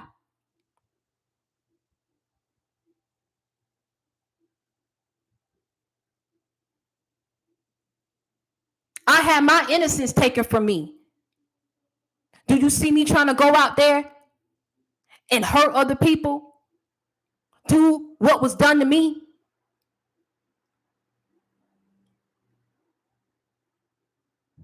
Took me from my mother. Nobody's perfect, but placed me with a foster mother who gave me NyQuil every night, talking about, oh, everybody got to take this to go to sleep. Every single night made me take NyQuil. Every single night, not when I had something or a headache or something like that. Every single night, making me take NyQuil. Told me to my face, I ain't nothing. The first day that I got there in the house, you ain't nothing, just like your mama. Ain't nobody, she ain't gonna be able to get you out. She sent me to school any kind of way. My hair, she didn't even think to put no gel, nothing. And my hair was very thick back then. I was shamed. You have no idea. And this is when I was in elementary school. These kids, the kids, even the ones who didn't like me, this is how you know it was bad, came up to me and said, Victoria, do you need money? Are you home? Like, I know that they said something that you're not at home. I said, no, I'm not. They got me in foster care. And this was I'm about to say his name. I don't like saying people's names, but this was one of the bullies that bullied me every single day. I mean, screaming to the top of his lungs in the cafeteria that I had cooties.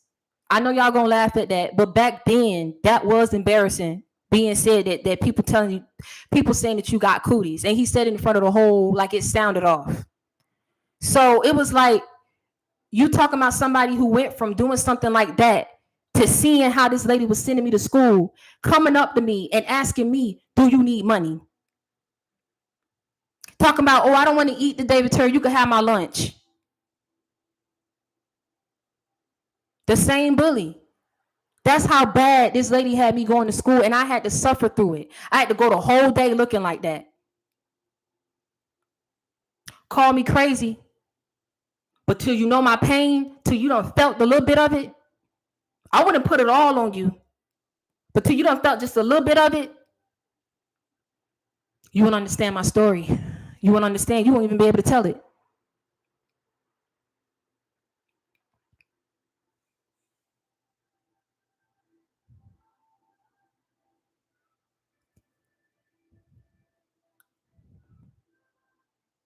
But you called on him.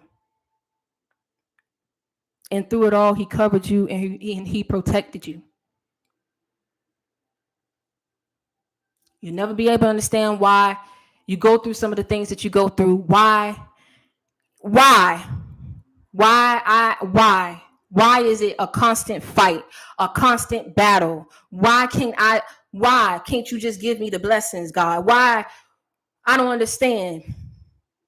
I don't understand. Why can't you just let me get the blessings? I don't understand. You're protecting me, but why did you allow the delays to happen? They're not powerful than you. They're no more power. They're not more powerful than you. So why did the delays happen? Why did I have to go through this?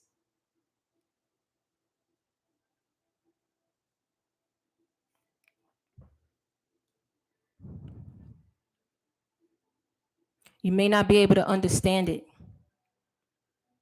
but in getting through it, like I said, everything that you went through, it went towards building that stage.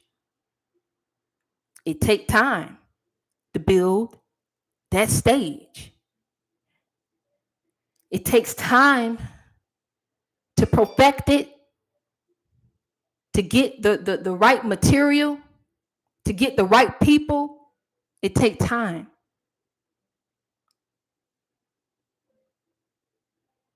But it went into building that stage. That very same stage that he told you walk up there. But you're not going to walk up there to accept defeat. You're not going to walk up there and put on this crown of shame. You're going to walk up there and you're going to accept victory. You're not going to walk up there and accept defeat. You thought in him asking you to be on this path and him telling you to take, you thought he was asking you to chicken out. God, you want me to walk away? You don't want me to do nothing? He said, no, let me handle it. Because I can handle them and get to them in a way that you can't. You're not going to take the stage to accept defeat. I wouldn't do that to you. You're not going to take the stage to put on this crown of shame. Like when they put that crown of thorns on Jesus' head, right? And it made him bleed. They was torturing him, already sending him to his death. But they wanted to torture him, wanted him to carry this heavy cross on his back. And you saw where, if you watch the Passion of the Christ, where people that were in the crowd were trying to help him lift up the cross. So it goes back to what I was saying about this very same bully, that it's like he felt so bad for me that it wasn't about the envy or the jealousy or whatever, the lack thereof, in making sense as to why he bullied me. It was, I feel so bad as a person that I was doing this to you, and I didn't even know that you was being abused. I didn't even know that you had to go home and deal with that. I love my mother. I do. I would never come on here and say that I don't love her. But I know that a lot of our friction was caused because of that evil that was sent her way and that brushed off on me when she was carrying me. We've been at odds.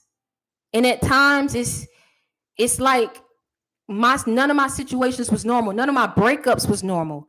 That was thrown in my face. I'm going around to people's house and they saying, well, I'm still friends with my exes. I've never experienced a bad breakup. And they'll look like that. You know, it's cool. You know what I'm saying? Because at the end of the day, like I said, he felt so bad, this little boy. It wasn't about bullying me anymore. It was, you really are suffering. I don't know what it's like to be in your shoes, but I ain't got it in me to keep bullying you the way that I've been bullying you. I feel so bad for you. I had people, the girls there that brought brushes and stuff. They was like, let me try to redo your hair return. I was crying. I was shamed. I wanted to go home.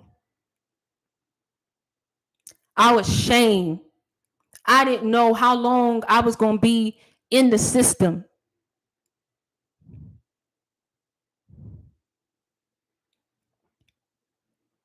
But my mom fought to get me out. That's one thing I would never take from her.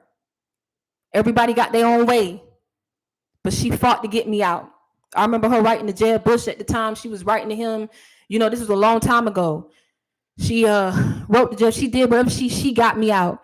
And they couldn't release me back to her because we had to go through therapy. So they released me to my grandmother. That's why me and my grandma got so close. I was living with her.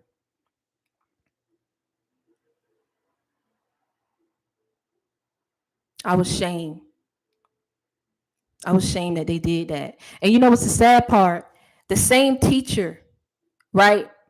What I would always do with my mom when she would do me like that, she would send me with a long skirt because I think I didn't have any more pants. She sent me to school with a long skirt. She'll cocoa butter me down. I think I missed school for like 2 days so that the whelps could heal a little bit. You get what I'm saying? And shrink. So that was the process. 2 days went by. She said, okay, I got to send you back to school. I had a long, long skirt, but I went to school just angry, upset because my dad was always working. He wasn't there. And I was walking on eggshells with my mom. And so I remember one time I was coloring and the teacher came over and she said something to me, but I couldn't hear her. And I guess because of how I was acting, she was like, you always upbeat and laughing. What's going on? She took me outside. She must have seen however I was positioned. She saw something and she said, what is that? I said, it's nothing. She said, lift up the skirt. Me being a child, I didn't know that I could say no to a teacher or to someone who was older than me. I didn't know I could do that. So I did what she asked me to do.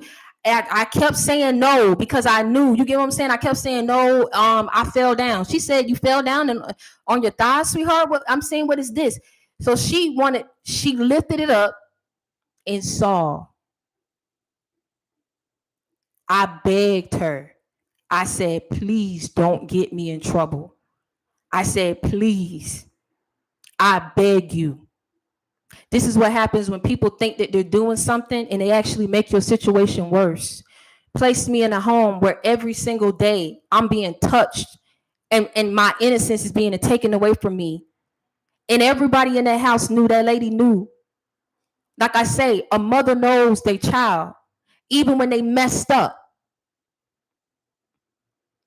You know what he would get them to do? He say, well, I paid all the bills this month, so why don't y'all just go out and have fun? I get dressed up thinking I'm finna go too. No, you stay here. You was being bad.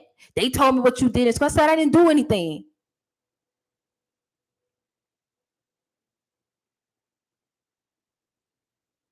You take me from my home. I could take a couple beatings. I'd rather took that any day than to have been in that situation. But you see what I say when people think they doing something? She called Department of Children and Families. They had 15. They had about 10, and it was a couple outside. Take me from inside my house. I'm watching Scooby-Doo. I remember this very vividly. I never forgot. Scooby-Doo was my favorite cartoon, my favorite show. I got my hot sausage. I'm eating that. I'm in my room. They come in, police come in talking about, we have to take you. I said, what you mean you have to take me? I'm looking at my mom. I said, is this serious? And she said, yeah, but I just go with them. Don't make it hard. Don't make it worse. They put me in the back of a police car.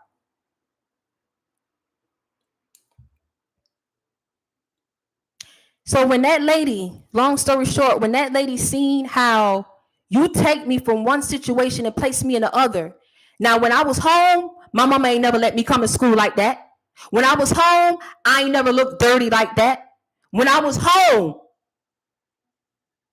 you always see me upbeat and happy, like you just said. Every family got their issues. When I was home, I ain't never came to school smelling like that. But you done sat up here and seen a trickling effect of what you've done to mess up somebody's life. That lady quit. She couldn't take seeing me like that. She quit. She couldn't take seeing me like that. She couldn't take seeing me like that.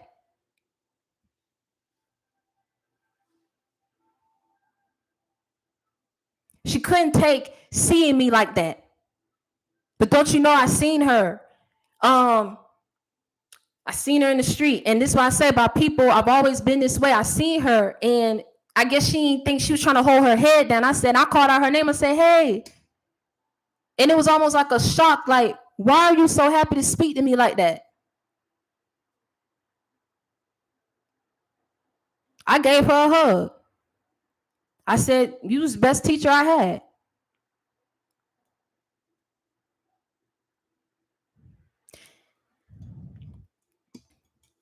Everybody, like I say, everybody got their trials, their tribulations, their shortcomings. Nobody's perfect.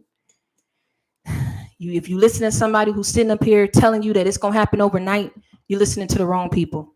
It don't happen overnight. Everything that is of good quality, that is worth every fight, every worth the wait, it takes time. but you have to do the work. That's part of the reason why those blessings couldn't find you at that given point in time when you was praying and crying out for them. You had to do the work. He had to break you in order to build you back up. This is what I'm saying. You can't be listening and y'all doing that.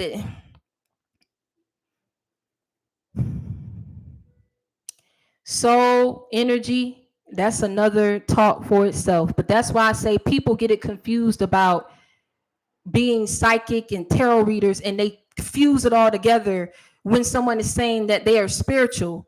And they say, well, that's new age. But how you think Jesus was able to know when things was going to happen before it happened? How you think he was able to perform miracles on the blind? How you think this? How do you think? What do you think that is? What do you think that is? See, this is why I say about when people say stuff, I'm gonna challenge it and put me on to something new. Make a fool out of me. You don't fuse everybody in there together. It's the difference. People got gifts. They can choose to use it for good or they can use it for bad. That's just period, point blank. Some do it to really help people because they led. That's how you'll be able to tell if they really doing it because they led or they're doing it for selfish reasons. But you can't just fuse everybody in there together because I can come on here and tell you certain things, but then I can also keep a balance and tell you and actually preach where it's not like I'm coming at you or talking down to you, or that I'm able to tell you something that's coming your way. I'll come on here and I'll tell you things to motivate you, to inspire you, based on things that I've gone through or based on things that's going on in the world.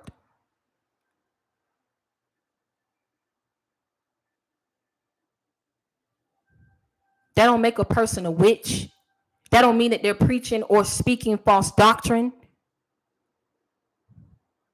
Everybody has gifts. If you're chosen, you're anointed, and you're placed on this path, you are also gifted. How you choose to use it is totally up to you. When you go to that other side and you start talking about tarot and all that stuff, at this point, what you're saying is, I'm gifted, but I am not acknowledging the Lord as my savior. I'm not putting him first. I'm putting this belief before him. I believe that God can't give me insight or tell me what's going on. I believe I could find it in the cards. I could do cards and do it. You know what I'm saying? But if you have gifts, but you say, you know what is it that you want me to do with this? Well, you want me to go ahead and touch this person, to bless this person, because, and this person could very well be facing foreclosure. And you go up to this person, because I've done it before. You go up to this person and you say, I've given this person, I think I had $300 on a gift card or on a card that I loaded. And whatever they had paid, they was still, it was a small amount that they needed to pay. I didn't get the exact amount. I just gave them the gift card and they said, don't you know, this is what I needed. Now I could take this and with my check and I can keep my home. I didn't know why I wanted to give that person. I was about to go spend some for me.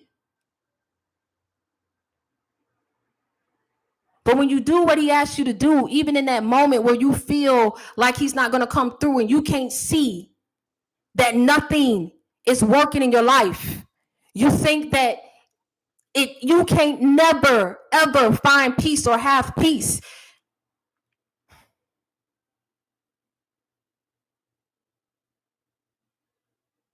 It's in that moment that he shows you. It is okay to be a giver. I something that I came up with yesterday. I said, this whole year, even after moving forward, I am commenting red and white hearts. Why am I saying that? So many times I see on these posts where people comment and use the black heart. I never understood that. And it dropped in my spirit the other day, right? Of why people use those black hearts. I remember I told you you are different. You're called out of the pack, but you got people who are routed. And this is why I'm saying, like, they all think the same. They all do the same. But because God called you out and he's doing something, he's allowing you to crack and giving you this code, right?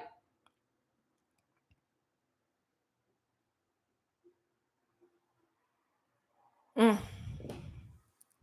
telling you, that's the topic for another day, Angela. But I keep trying to tell people, but what I'm trying to do is defend the ones who are gifted, who use it for good. Can't fuse us all in there together. You won't do that, and you can't do that. You shall not do that. You will not do that. But I said I'm commenting red and white hearts moving forward, right? Because so many people come on there and be commenting black hearts, and I'm like, where's this coming from? And you'll see the people who comment those black hearts, like, what are they putting under their posts? What are they advertising, or what are they marketing? Right? Is it anything that's like, even if it's whatever, what is it? What's behind the black hearts? And what I picked up from it is a lot of people, even in some of the songs that I listen to, it'd be like, I used to comment blue hearts, but now it's black hearts. And that's like people who are closed off, closing up their heart. They're heartless, they're cold, because they allowed the ways of the world and the people in it to influence them improperly instead of choosing to heal. I say I'm commenting all nothing but red and white hearts. I've never been the black heart type. I don't even understand, why would you comment a black heart when you could comment a red heart? That's the color of a heart. I mean, where did the black hearts come from? Why are we even using black hearts? Why are we even using those devilish emojis? I mean, y'all don't see certain things that's happening. You better wake up and pay attention.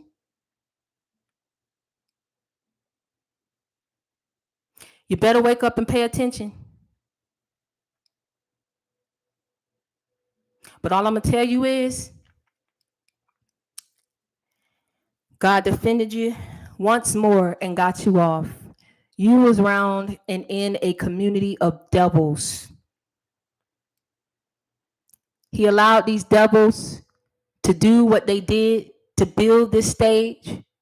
In the process of them building this stage, it ain't gonna make sense what I'm telling you. But see, in these devils building this stage, they never thought that they was building it for you to take the stage and claim victory and success. They thought that they was building it so that you would claim defeat and loss and shame. So they had a plan and a reasoning behind why they built the stage, but they didn't know plot twists that God was going to flip the script on them and say, well, I hate to tell you, I hate to be the bearer of bad news, but the gag is, this stage that you built is really for my chosen ones to be promoted and publicized, for everyone to see that they're the complete opposite of what you tried to make them be, or what you tried to tell people they were.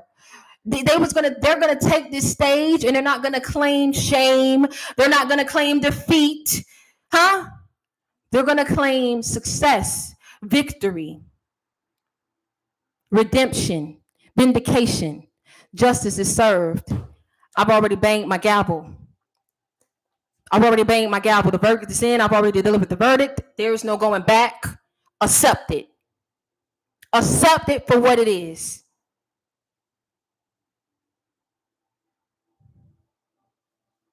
I know y'all was waiting for me to bring it together. That's how he flipped the script. And when I tell you they built this stage, ooh, he knew it. He said, I know y'all gonna go through with a fine-tooth comb. You're gonna make sure that this is a durable, you're gonna make sure this is a strong foundation. This is strong, because you see, they put in that time, did what they had to do. They crossed their T's, dotted their I's, because this had to be the perfect stage to embarrass you. This had to be the perfect stage to make sure that they shamed you to scorn, that they hurt you to the point of no return. that they dragged your name through the mud in the street so bad that no one will want to see you.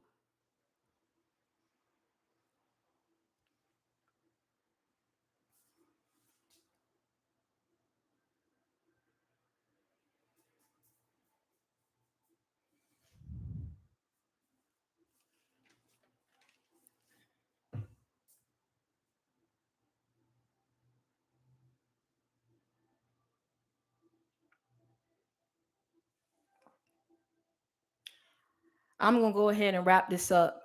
We 2 hours in. I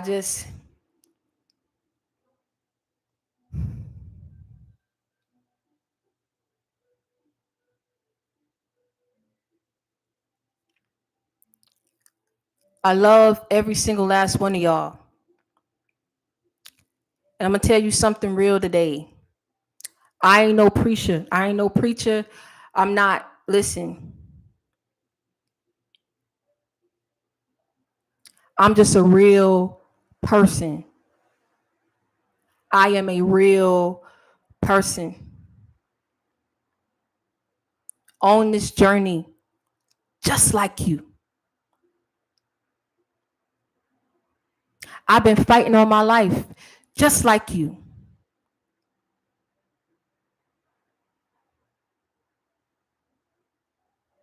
I tried to make sense of it. I couldn't make sense of it, just like you.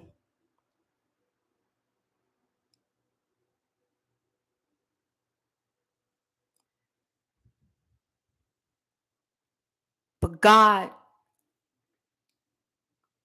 ended up being the best friend that I've ever had. Outside of my grandma, the best friend that I've ever had.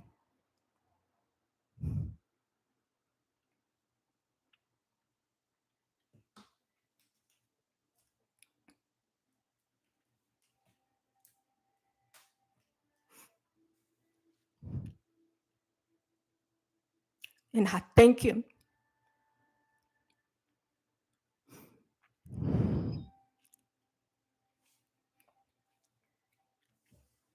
Ain't nothing weak about me, but my soul was tired.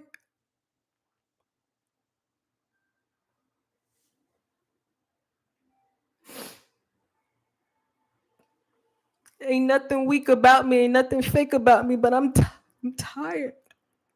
I'm tired.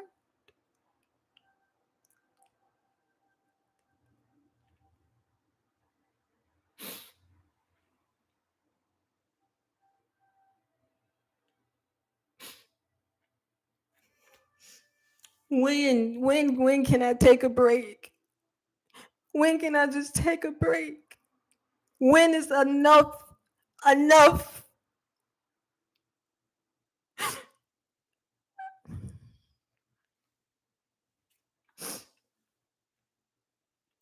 I get up every day through it all. And he made sense to me as to why he had to get me away, why he had to get you away. They crossed their T's, they dotted their I's.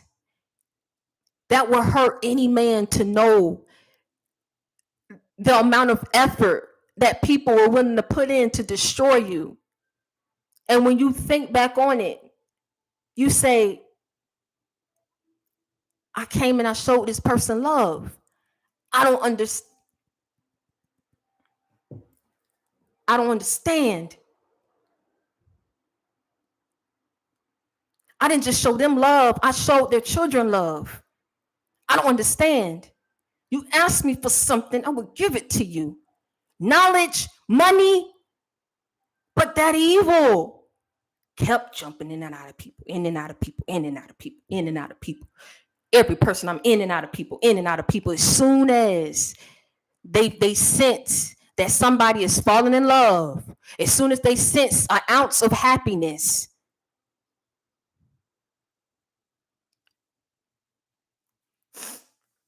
you ain't gonna tell me what I know. I'm telling you, I done seen it. I done seen people flip, but just the same way as people flipped on you, God flipped the script on these people too. They put so much effort and not even realizing that same, all that work that they put into trying to build that stage so that you would take that stage and accept shame and defeat. The whole time God was working on you and healing you. And he said, go ahead and take the stage and walk up there. You say, well, why would you want me to go up there and everybody already seen me be defeated. They didn't see me walk everywhere, lose weight, all kind of stuff.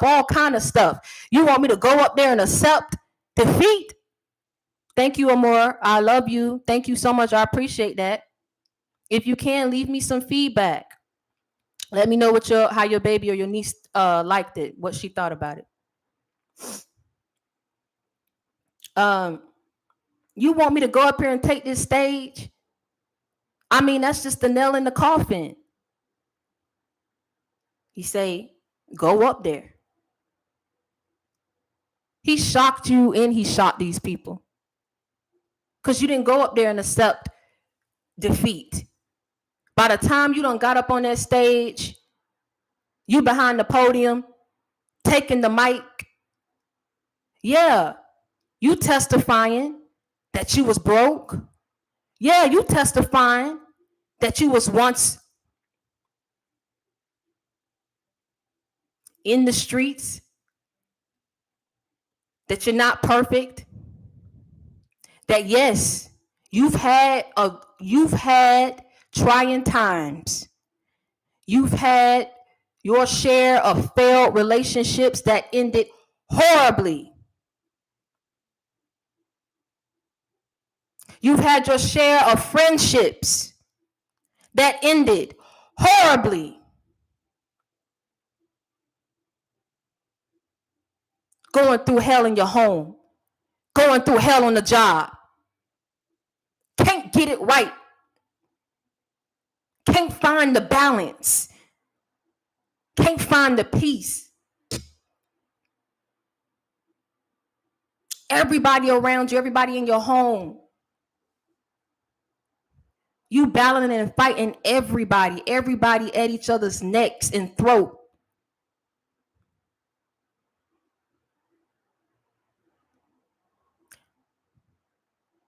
But he said, now, go ahead and tell them what you got now.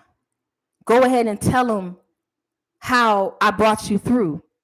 So where they was hearing all this stuff, and it's like the people in the audience like, I didn't even know they went through all that.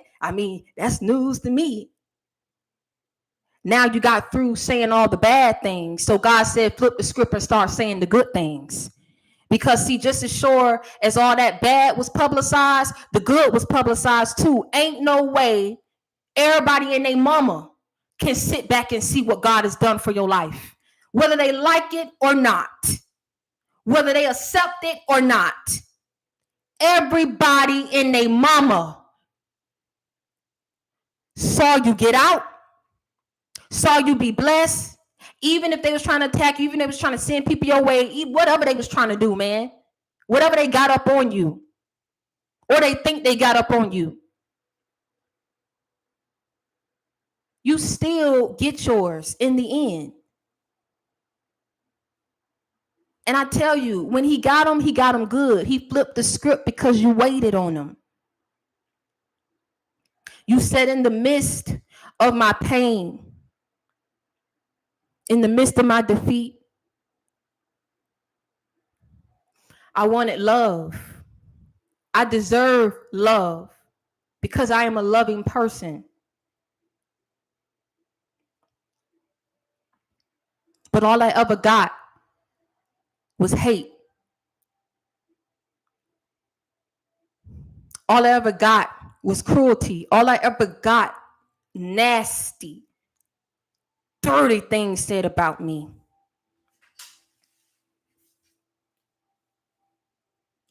You wouldn't even believe me if I told you. I don't know if you call it an uncle. You call him an uncle because they married your aunt or however that go. But I even found out that There were certain people in the family that was going and putting people to try me, like to try to talk to me, right? Because this person was going and saying that I was fast, that I was sleeping around, that I was a whore. And they didn't call it, they didn't say whore. The term that they used, yeah, uncle by marriage, the term that they used was a shone. And I found out, still to this day, I never told my aunt. I overheard it. And there was one particular guy on my way going to school when I was in high school. He always tried to come and give me a ride to school. I'm thinking he being nice or whatever. Thank you, Miss B. I love you. Yes, he did. Yes, he sure did. God said he'll make your enemies the footstool. Pray without cease. Never give up prayer. Prayer changes things. You, when times that you tried to figure out how was you gonna get through, praise your way through. Pray and praise your way through. That's how you got through. But they thought that you didn't know God. So how would you have known to pray and praise your way through if you didn't know God? It was people who claimed to know God. See, you wasn't holier than thou. So it wasn't like you was going around. You wasn't going around saying, it's saying Corinthians, chapter 5, verse this. It's saying Deuteronomy, chapter 50. Come on. It's saying Psalms. No, you never walked around being that type of person. You was you. You was as real could be. Now, they went around doing all this, so they know the Lord, right? They know God. Give them a cookie. Amen for them, because they know God. But see, when you went through what you went through, no, you wasn't able to go ahead and quote that like that. You didn't even know where the word was at in the Bible. But what did you do? You focused not on what you was going through. You focused on God's righteousness, right? I know you laughing so because that's how people be going. People are literally. You done called Sister Patty in the house of the Lord, where the Lord is good all the time, and all the time the Lord is good. He may not come when you want him, but he's on time. How may I help you? Sister Patty, did you say a prayer for me a couple weeks ago? Yes, I prayed for the Lord to bless your home. I prayed for the Lord to bless your car. Because I remember you said you had some car problems. I prayed for the Lord to bring you a windfall of money so you can bless the church home. I get it in my soul. I'm getting the revelations. Yes, because it's saying Deuteronomy chapter 5, and it's saying Corinthians and Psalms.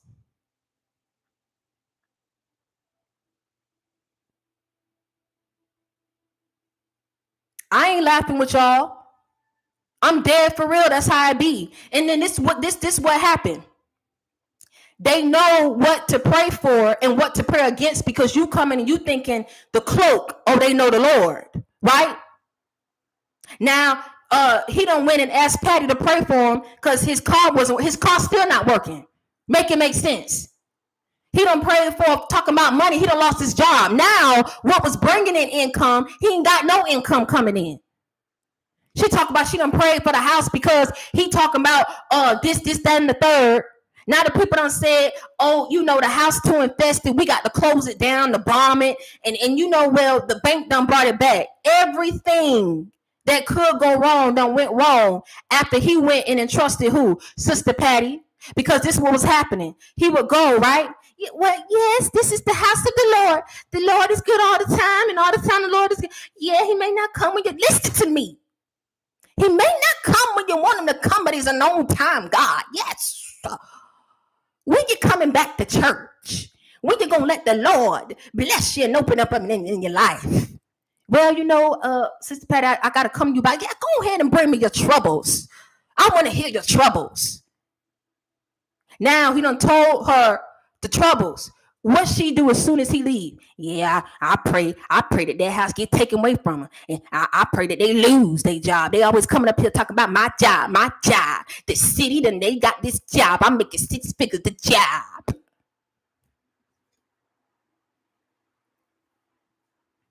Y'all learn sooner than later. You'll learn sooner than later. You ain't got to listen to me take my word for it. I Yes, you're supposed to go in fellowship, but who said that you got a fellowship with hidden devils? That's all that's up in there. I'm not saying it's everywhere, but I done had my share and I'm good on that. I do my praise and I do my worship here. When I tell you God has really opened up my eyes to a lot of things. You think that people like that don't exist. But see what I'm saying? While you being blessed, you never went around faking it. But they judged you because they knew. So they knew the Bible, but then they was dark and evil in their spirit. But you never claimed to know it inside and out. Yet you was pure of heart and clean in your spirit. Make it make sense to me. You gave freely without seeking anything in return. You loved openly, genuinely, without trying to hurt anyone, even after they hurt you. Do you know what that feels like? To bear your whole heart.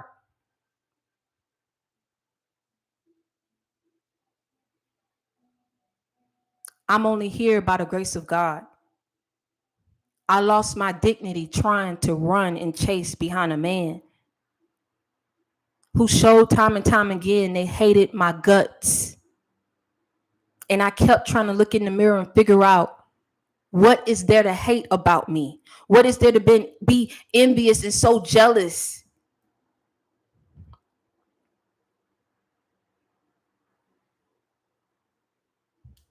I remember before I said I was through, I ended up taking a certain amount of money out the bank.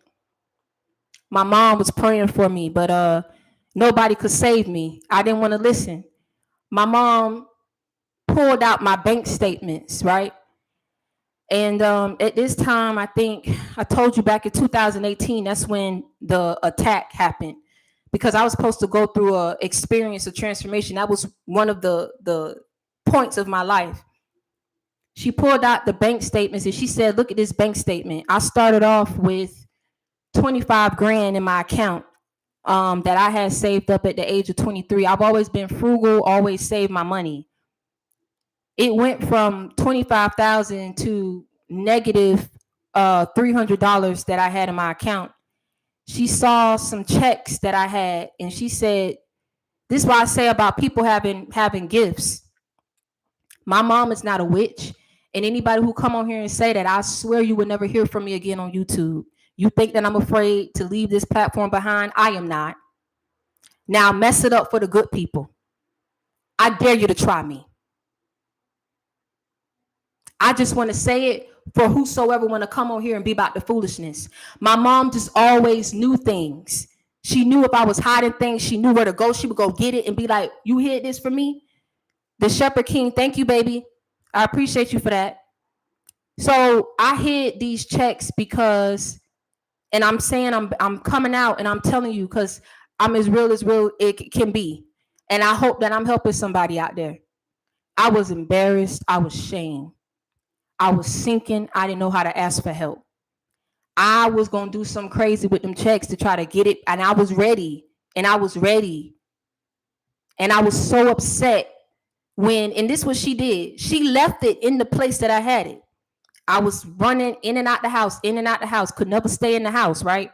So this is one of the times I was gone for about a couple weeks. I came back to the house. I was going to get the checks to try to get some money because I had linked up with one of my other friends. It was like, boom, let us, I said, how much we stand to get? He was like 15K. I said, man, let's go.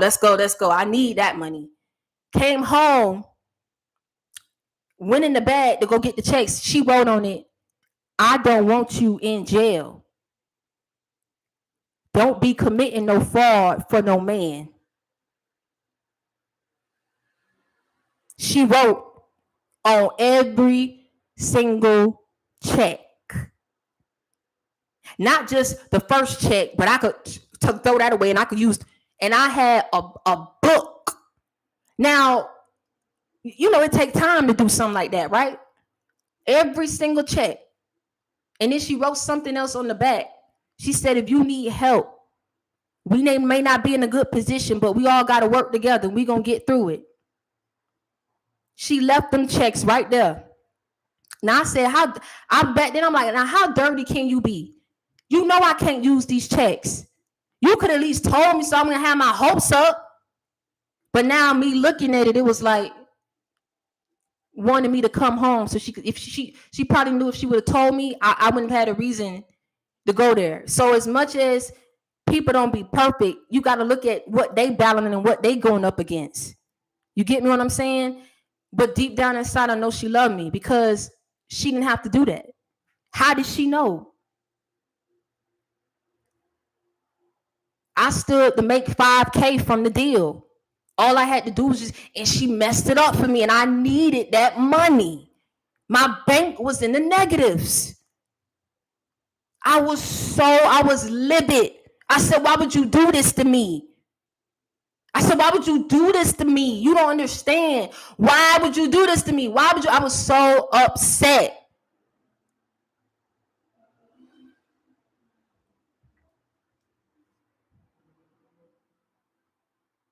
Didn't know she was protecting me. That friend ended up getting locked up. That friend ended up getting locked up.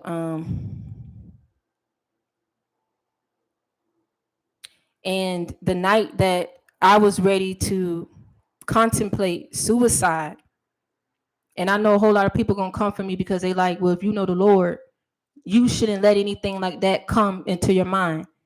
Again, I'm gonna say, don't come for me, lest I send for you. And I ain't sending for nobody on this channel. I ain't never sent for something for nobody, so don't come for me. You have no idea. You have no idea. You think I care about some followers? You think I care about a gray plaque? I thank you for acknowledging where the channel is going, how far I'm coming, but you think I'm doing it for you? Think I care about a plaque? Do you think I care? I went through hell. You have no idea. My heart is heavy right now. You have no idea. That man left me when I didn't have no more money to give. And I had to go right back to the same projects after staying with him and his family and paying all the bills. And he wouldn't leave me alone. I got pregnant. Instead of him trying to help me because I said I want to keep the baby, I don't want to keep getting abortions. You know what he did? He changed his picture on WhatsApp.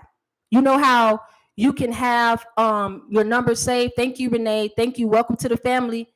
Well, not welcome to the family, but thank you for going to level 2 and buying level 2 membership. Thank you. But you know how you can have the number, you can look on WhatsApp, right, and see their picture.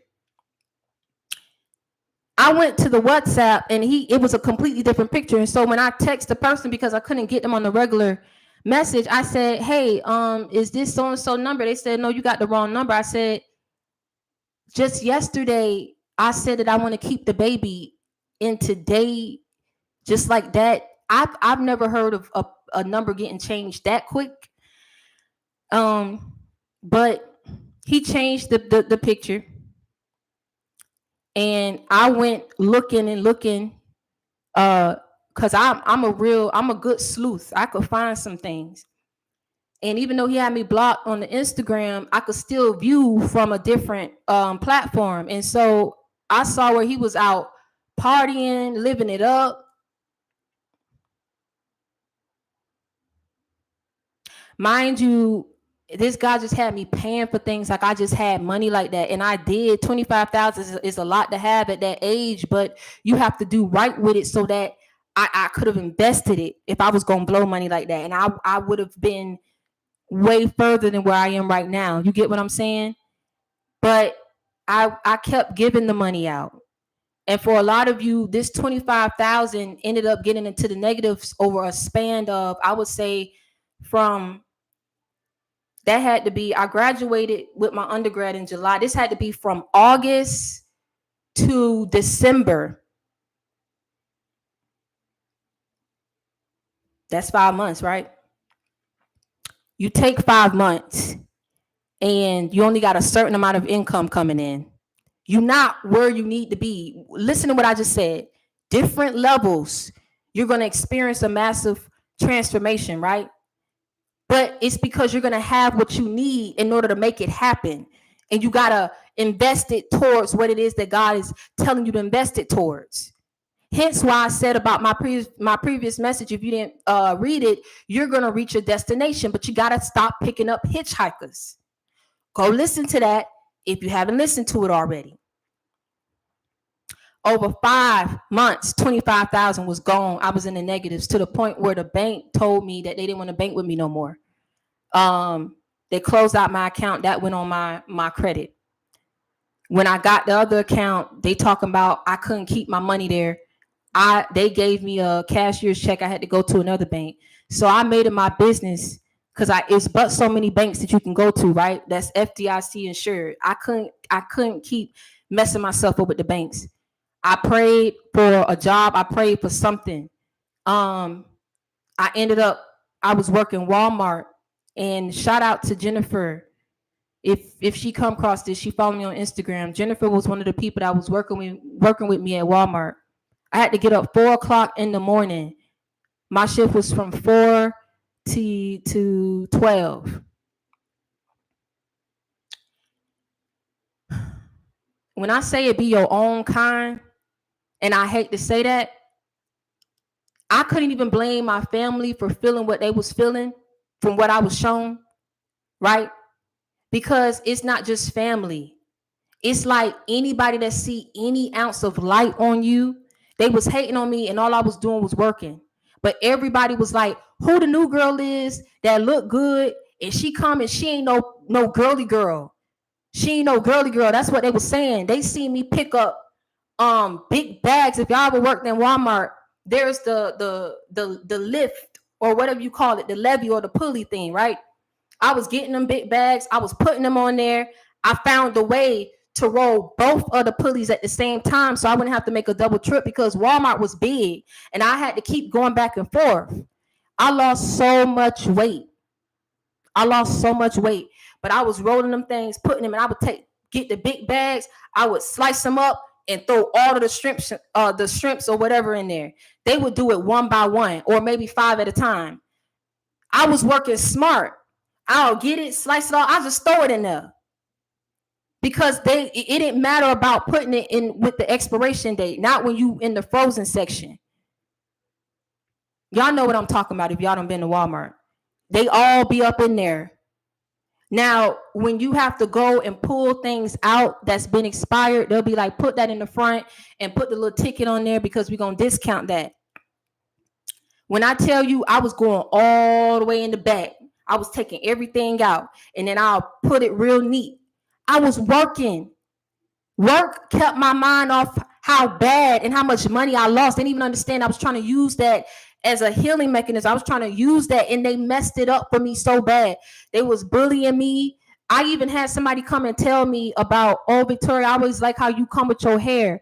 She didn't even know that it was a piece. I said, baby, this is a piece. I paid $5 for this. I didn't have any money, but I had to look like something. And she said, you know, they be talking about that you be acting slow, that people tell you to do things you don't do. You act like you got issues. And they was saying the worst things about me.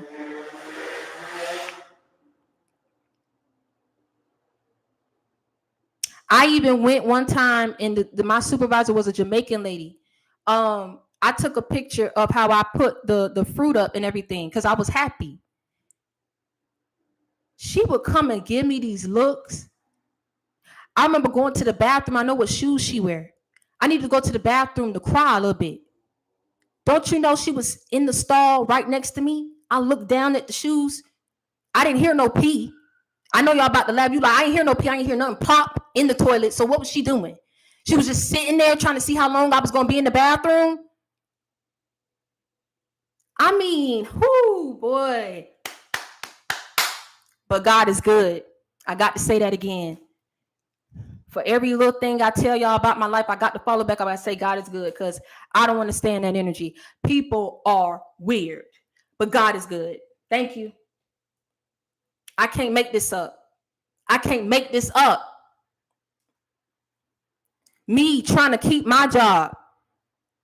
I go in, I'm trying to do my training. You know what they did? The store manager came into the training room. You know, Walmart got an HR center where you go to do the trainings. He come busting through the door and he said, Victoria. I turn around, I said, what's going on? He asked me, he said, you been in here the whole time? I said, yeah, I didn't finish my trainings. Like, they called me to come in here. I was doing the whatever, and they told me that I had to finish my trainings.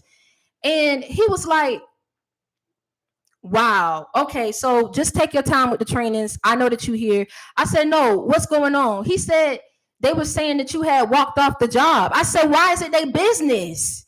And why would they go get you? If I walked off, if I went somewhere and I didn't come back, if I took a longer break, why would you go get the store manager? You could have got the supervisor. Why did you go get the store manager? And you know what's the sick thing about it? Why I couldn't stay there? It's like they knew, because this particular Walmart was in an area where it was like you had to take what you can get, because there's only a certain amount of people that lived in that area that would be able to apply to that location. I didn't stay in the city, but it was a lot of people that stayed in the city that worked there. You get me what I'm saying? And so it was like, when he told me that she had so many complaints on her, it's like he knew, but couldn't do nothing because they needed people to work. It's like, if you need people to work that bad, I'm so sorry. If nobody up in that area, that was in the Overtown, was that Overtown North Side area? If nobody up in that area was of quality, then you know what you should have done? You should have took it a step further. I worked in HR. Go start you a recruiting fair. Go to colleges. Go outside the city. Go to the University of Miami. You can go to FIU, anywhere. Go and get your recruiting fairs and go get people. Then you don't sit up here and say, well, we only got a certain amount of people that's applying for this store, so we don't like them, but what can we do?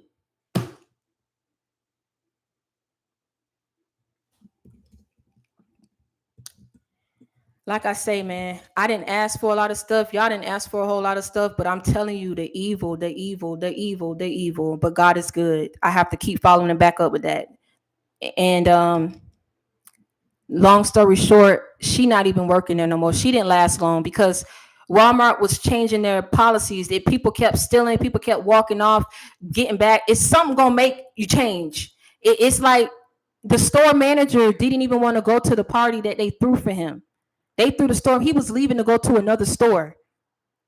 They called this guy on the on the speaker. They said, "Your birthday, we waiting for you. We have this, that, and the third." He didn't even go. He didn't even show up.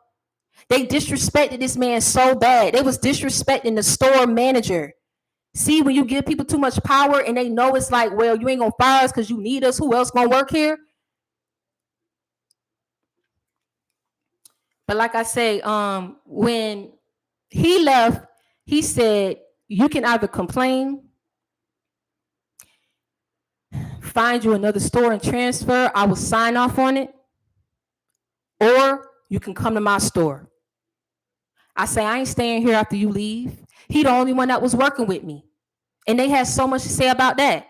Oh, he always picked pretty girls. He be sleeping with them and everything. After he left, I left. But I didn't go to another Walmart. I got down on my knees and I prayed, man. I was going to parks. I was just getting up every day, riding, getting on the train, getting on the tri-rail. I had my money that was coming in from the school. I had grants coming in and stuff like that. And I just said, money has never been a big thing for me. You get me? Because I've been broke. I don't come back. Money would never rule me. It would never rule me. It would never rule me. Never take precedence before my belief in my faith in the Most High, because I know who is ushering me into these blessings. I know who is making a way where there's no way. I know who is opening up the doors of opportunities for me. It ain't never been that serious. Not for no check. Not no. If you don't walk away with anything else, and I also want to shout out I want to shout you out, Dubs. I'm going to pin your thing. I'm going to pin you to the thing. I want to shout you out because sometimes when you signed in to YouTube, you can't see everybody who do shorts or recreate your content and stuff.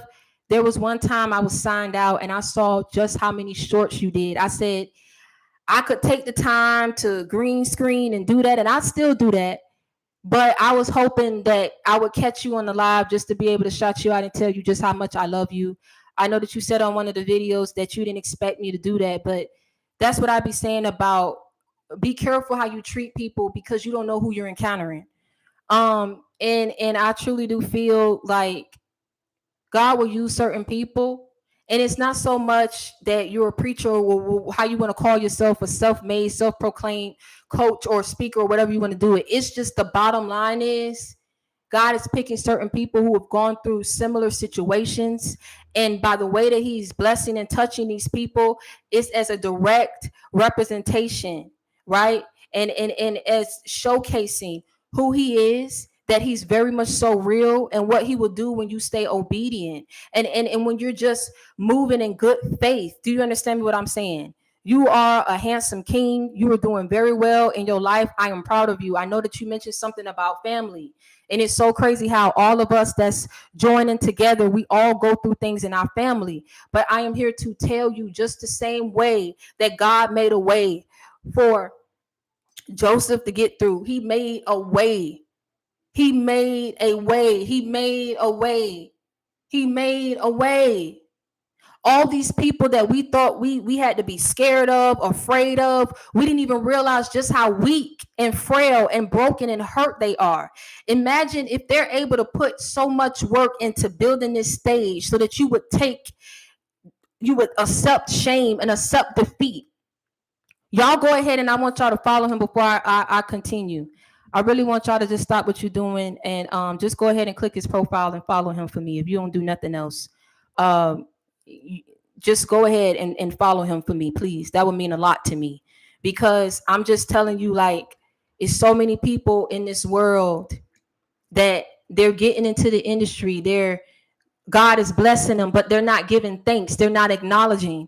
And so we'll look at how people will use us, but then people don't look at how, did you ever think that Jesus sometimes felt used?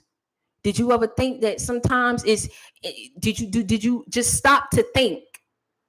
We always ask him for a blessing. We ask him for an opportunity. We ask him for a blessing. We ask him for a miracle.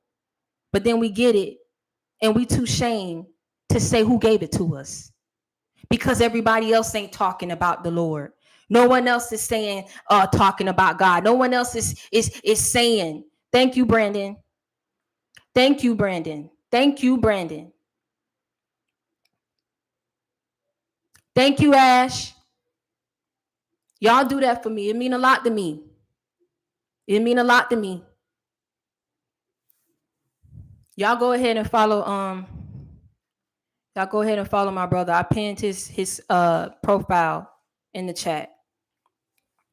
We don't take the time to think about how we make him feel. And so many times we quick to say, I can't go through all this. I can't do it. It's too much. But he went through it.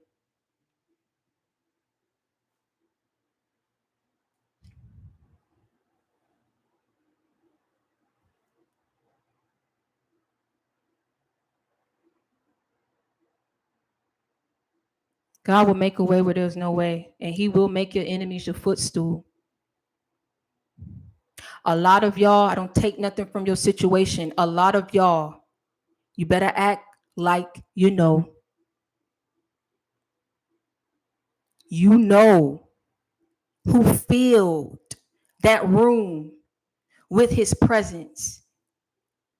You know who put food on your table for you, your family, who breathes life into you. Why you think the way you think? Why you move? Why are you so loving? Why are you so loving? In a world full of close-hearted people. commenting black hearts when you could comment a white heart or a red heart or even a purple heart. Thank you, Renee, baby. I love you for that. After y'all do it, y'all comment on the thing, subscribe so he could see just how much people love you. It don't matter if family don't love you or accept you. Look at all the love that you're receiving on this chat. After y'all go ahead and y'all subscribe to JD, y'all go ahead and comment on there. I subscribe and I follow. That would mean a lot to me. That would mean a lot to me.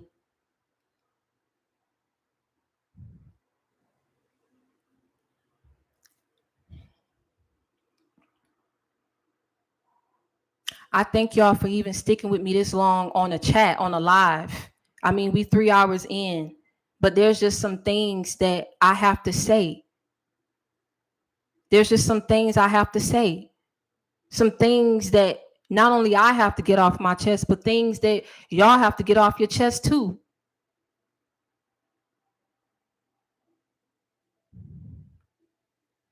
It hurts us when we see that in the midst of all that opposition and all that adversity, that's what people wanted to see. I've had people pass by me and look me dead in my face and laugh. How stupid can you be? Other women felt they were more superior than me because I would never let a man use me like that. I would never pay this for a man. I would never do this. But I came across a video where Michelle Obama was talking about her marriage and how a lot of people think that everything is supposed to be 50-50 when God brings your kingdom spouse your way.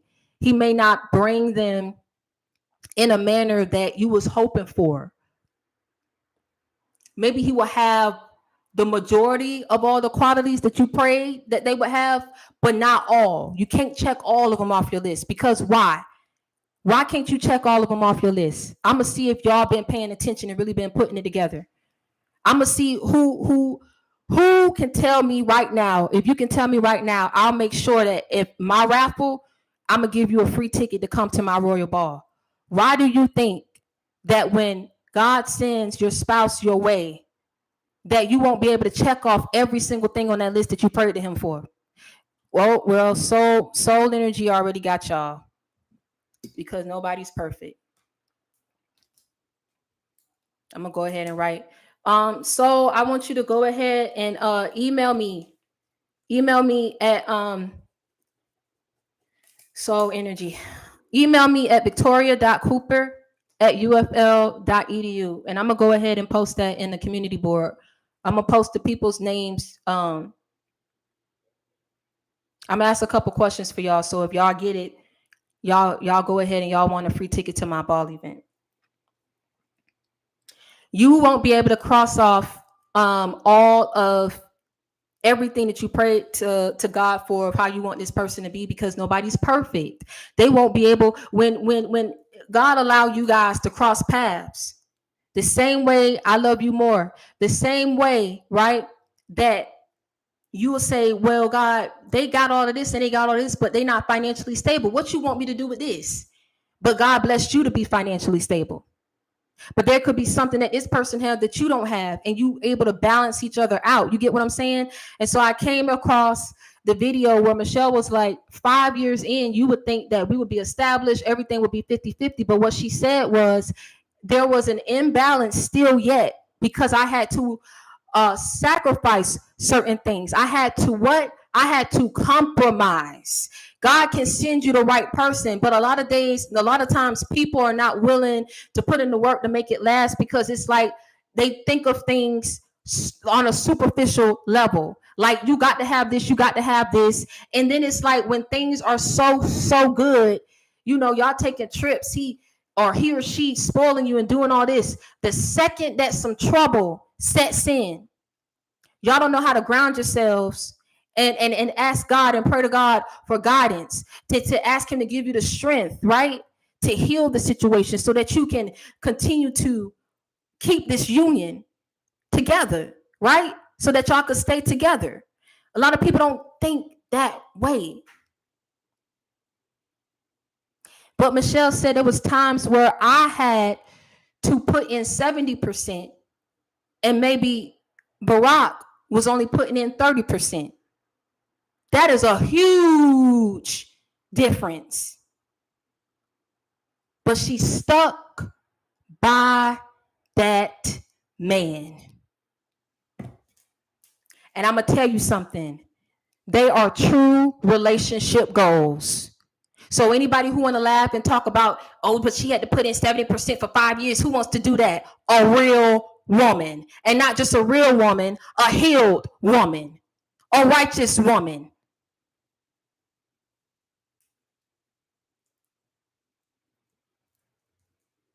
Anybody who refused you, there's a video I put on my Instagram.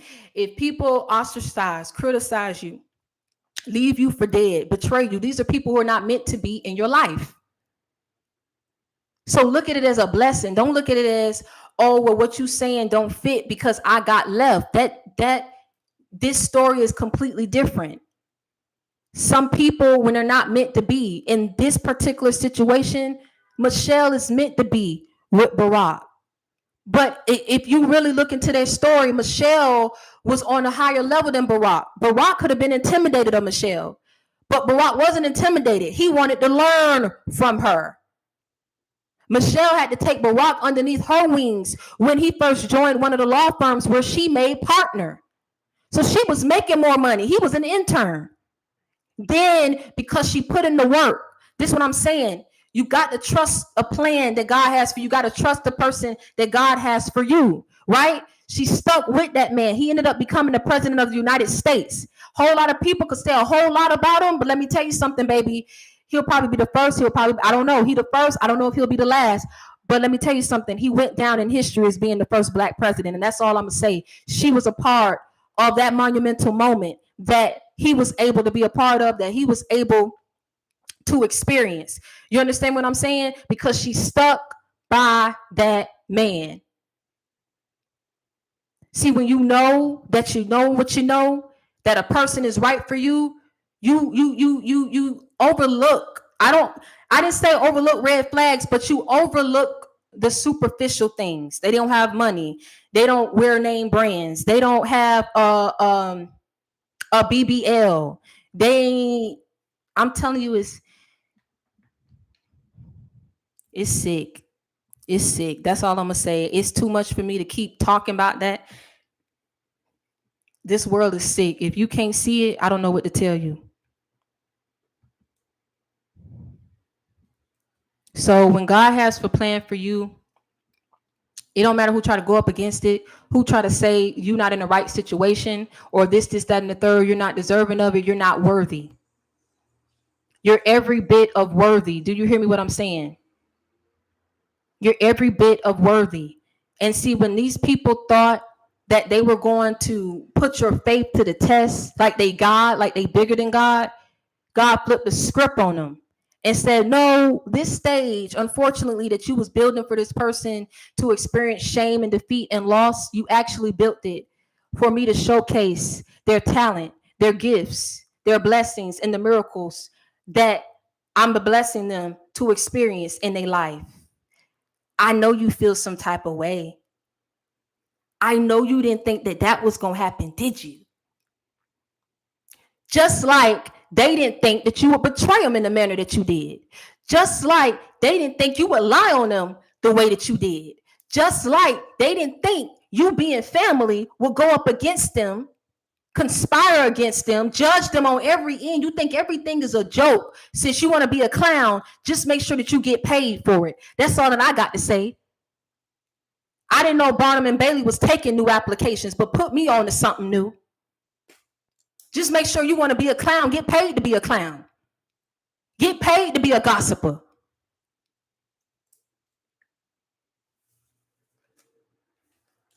But you didn't even get that.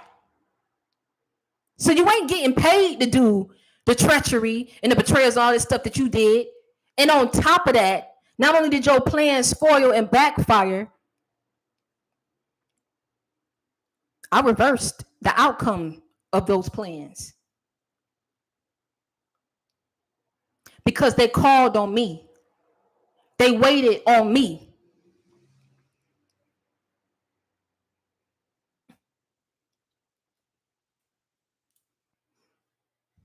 You got down on your knees and you said, Father, I stretch my hands to thee, no other help I know. Withdraw not thy hands from me, for where will I go? Father, I come to you burdened. I come to you, Father God, hurt, broken, abused. I don't know which way to go.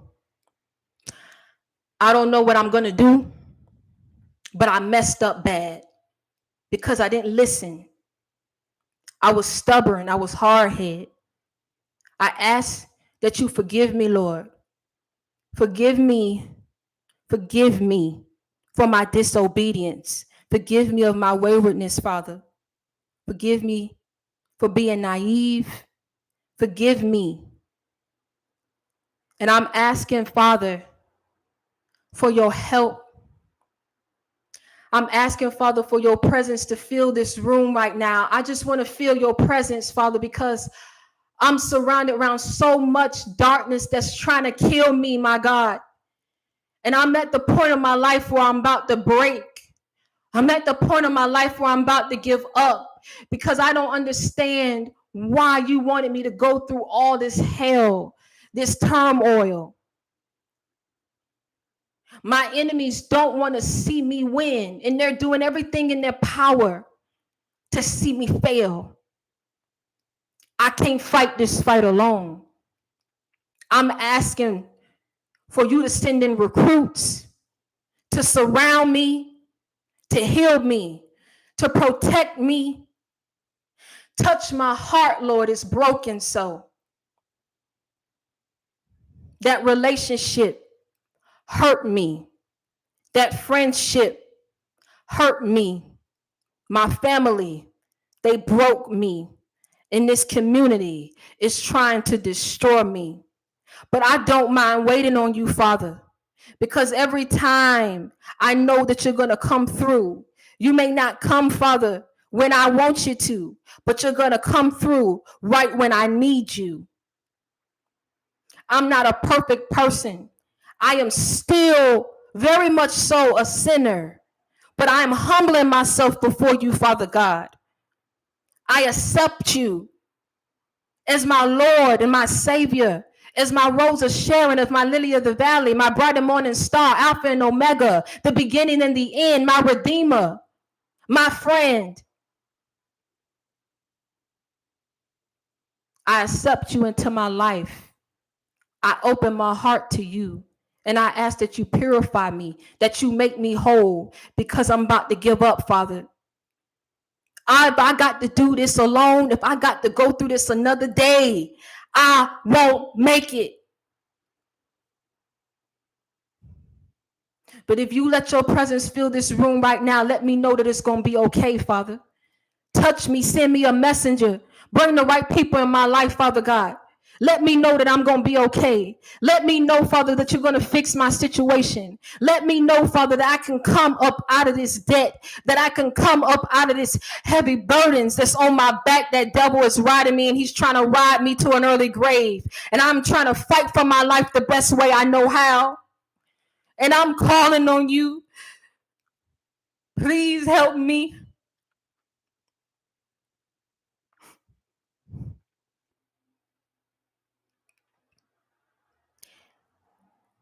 And while I wait,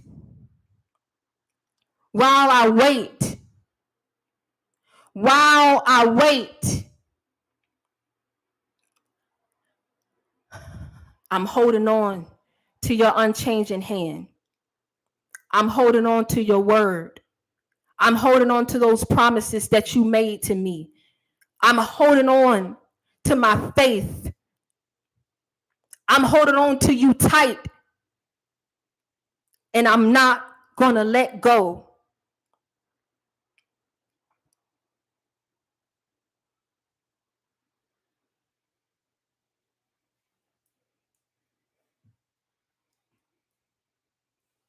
I don't mind waiting. I don't mind waiting. I don't mind waiting on you, Lord. I don't mind waiting. I don't mind waiting. I don't mind waiting on you, Lord. I don't mind waiting. I don't mind waiting. I don't mind waiting on you, Lord. I don't mind waiting. I don't mind waiting. I don't mind waiting on you, Lord. No matter what they say, no matter what they do, 'cause I'm going to keep holding on to you. I'm going to keep walking with you. I'm going to keep talking to you. I'm going to keep confiding in you. I'm going to keep letting people know who you are, who you be, who you is, what you about, what you stand for. Thank you, D. I appreciate you, beautiful baby. I love you. God bless you. I'm going to keep spreading your name. I'm going to keep letting people know that you still the realest in the game. I'm going to keep putting you first, Father. I put you first before everything that I do. Do you hear me? I take nothing for granted because I should have been dead. I had the knife right here at my neck. I can't get more detailed than how I am right now. Them voices was leading me to take my life. And I almost did it because I didn't see a way out. I said death would seem like the most viable option at this point. Because to live through all this hell, I ain't got nobody. Every single friend that I encountered was fake, screwed me over, always want to joke me, always got to have the last say so. It got to be about who was popular, every relationship. You have no idea. You have no idea. They called me crazy. They said God telling her these things. What God don't talk. God don't talk to people. So God can give his children gifts, but he can't talk to people. The ignorance from these people, these so-called people who claim to know him, it's beyond me. I'm gonna tell you that much. It's really beyond me. It's really beyond me though. But I don't mind waiting. I don't mind waiting.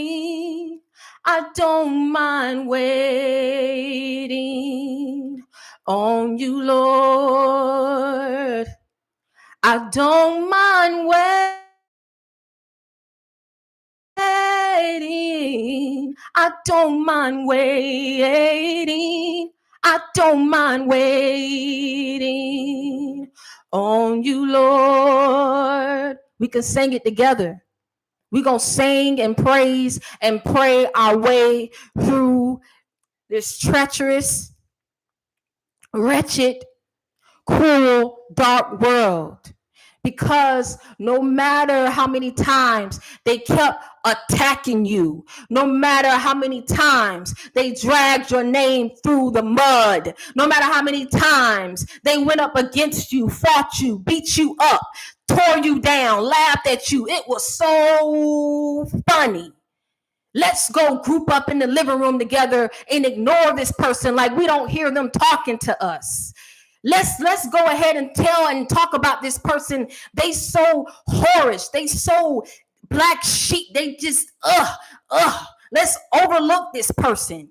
Let's show favoritism with this person, but not with this person. Let's post this person and ignore this person. Let's love this person and ostracize and criticize this person. But I don't mind waiting. I don't mind waiting. I don't mind waiting on you, Lord. I don't mind waiting. I don't mind waiting. I don't mind waiting on you, Lord.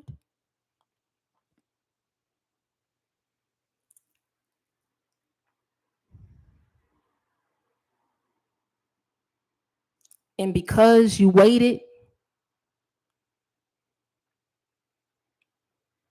and in the midst of you waiting, you kept praying, you kept praising.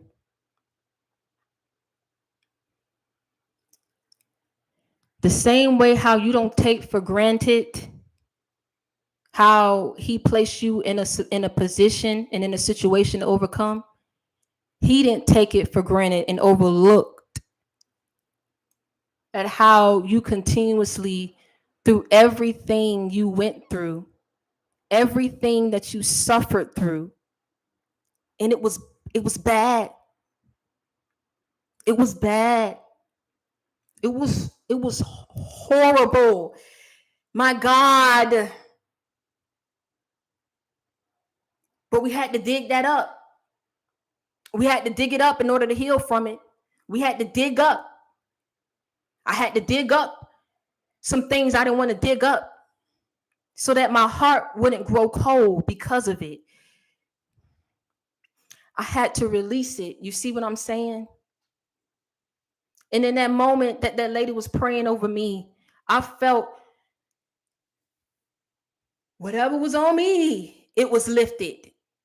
And I told her that. I told her that. I told her that. I didn't tell her that I contemplated suicide. She picked up on that. But I said, Father, you delivered me. You spared me from this evil once before. I'm calling on you to do it again. I'm calling on you to do it again. I'm calling on you to do it again.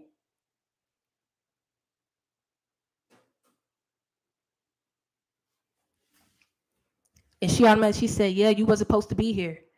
They wanted you to take your life.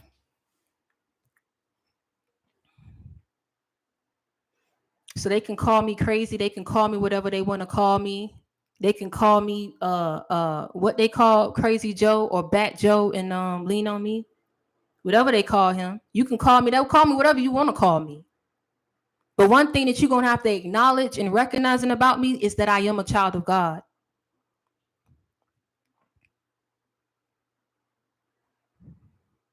You can't call me crazy until you felt my pain. And for a lot of you, you think because you follow me, you hear me, I'm helping you, you think you know me. You don't have a clue. So before you call me weak for contemplating such a thing, until you have felt my pain, until you have gone up against the same devils that I have, you have no idea. And I had no one. Mama didn't understand. Mama couldn't save me. Daddy didn't understand. Daddy couldn't save me. I roped off all my family because I couldn't think straight. I didn't understand. I just roped everybody off.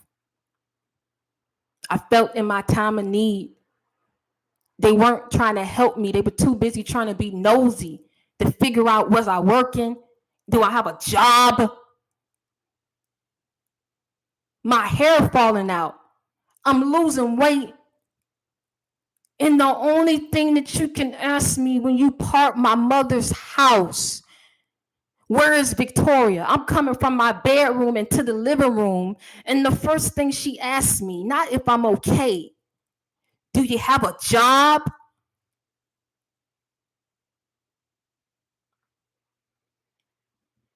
Until you have felt my pain.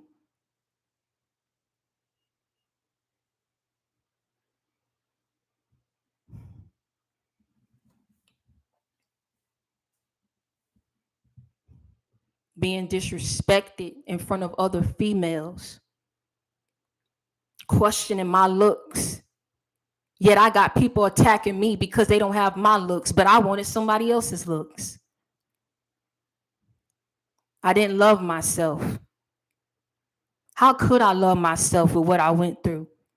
If it wasn't for God telling me, you think you know, you don't know. You don't understand. That's why I say you can't judge people. You can't even, what's this thing people be talking about, Krishan and Blueface?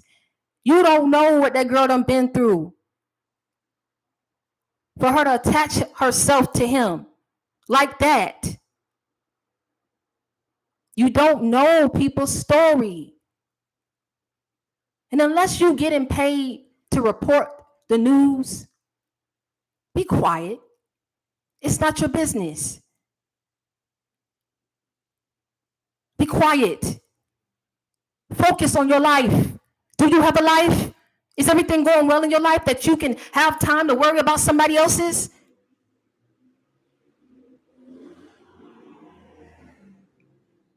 But you see how God worked? My hair was falling out. Everything that could go wrong went wrong. And now you don't have to ask or question me if I have a job. Because everybody up in they mama knew, even if I wasn't talking to them, that I had got up out of Miami and I had a career, not a job, not a job. I had a career. And God blessed me to where I wouldn't have to put all my eggs in one basket, because every single job I was dealing with devils. But I prayed. Do you hear me what I'm saying? I am not perfect. I do not come on here and tell y'all that you have to be perfect, but make the necessary effort and changes and surrender. Go with the spiritual flow is what I say. I prayed that not only would he bless me, but that he would sustain me so that I would never, ever, ever have to have my hand out again to anyone. I said, God, I don't need you to just bless me. I need you to sustain and maintain. I need you, Father. I need you, Father. I need you to come through for me in a miraculous way, Father. I need you to come through in a manner to where I never have to have my hand out again, because when I did, people made me beg for money. Because when people hate you because they think that you on your high horse, and then you fall down, and they already was hating you because of where you were, and then they had a hand in bringing you down. Now it's like you are not just have you been lowered, right? But you're beneath them. So now they feel better. They feel superior, right? So now they feel good about themselves. That's where you're realizing all that stuff was coming from. They didn't love themselves, but to see someone like you, whatever it was about you, whatever they saw on you, whatever plans and blessings that God had in store for you. Do you hear me what I'm saying? I tell you, the devil knows. He can see what's in your future, and he will try to bring people and do whatever he can so that you pop. Had me beg for money. Money that I needed.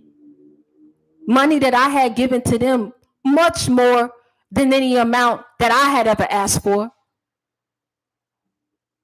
What's a couple hundreds compared to a couple thousands I done sat up here and gave to people in one swap? It wasn't going towards a loan, to pay off a loan, to invest. I was giving it out to people. What's a couple hundreds compared to a couple thousands? And I had to beg for those hundreds that I asked for, to pay my phone bill, to keep my lights on, to get food. Or I had to promise, people wanted to get in a relationship. I said, I'm broken. What you want to be in a relationship with a broken person? This is how I knew I was different. I could have played the role. I said, you want the relationship so bad? You want it so bad from me? You see me down. You can't just be my friend and just give me the money because I need it. And when I come back up, I'm gonna run it back to you. I will, I want you to be my girlfriend.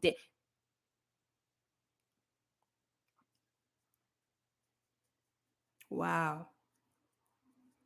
I could have said, yeah, I'm gonna be your girlfriend, but I need you to pay all my bills. Do you understand me? On time. I didn't do that. I said, you good. I'm good on you.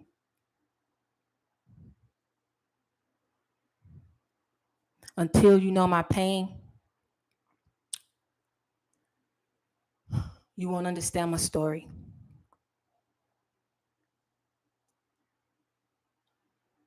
You have no idea. You have no idea. I'm getting up in age. I'm still staying at home with my parents. I can't even.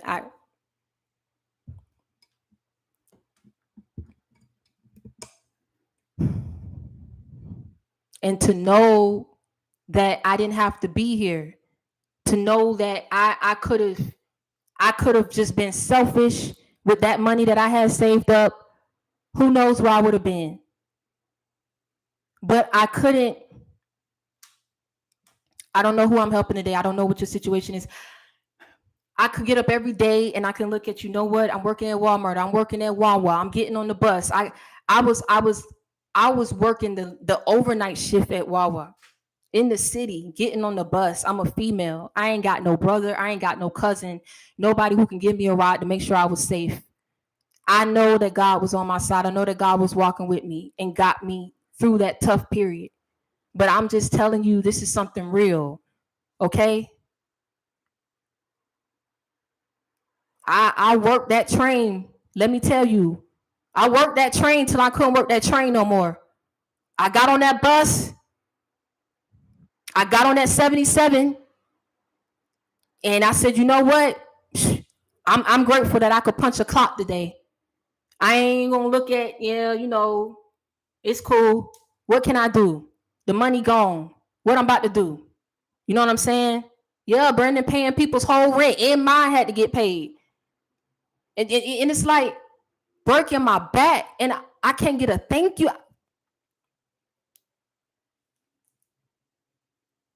Arguments, all because I said, and I asked, I say, can you tell me that you appreciate me?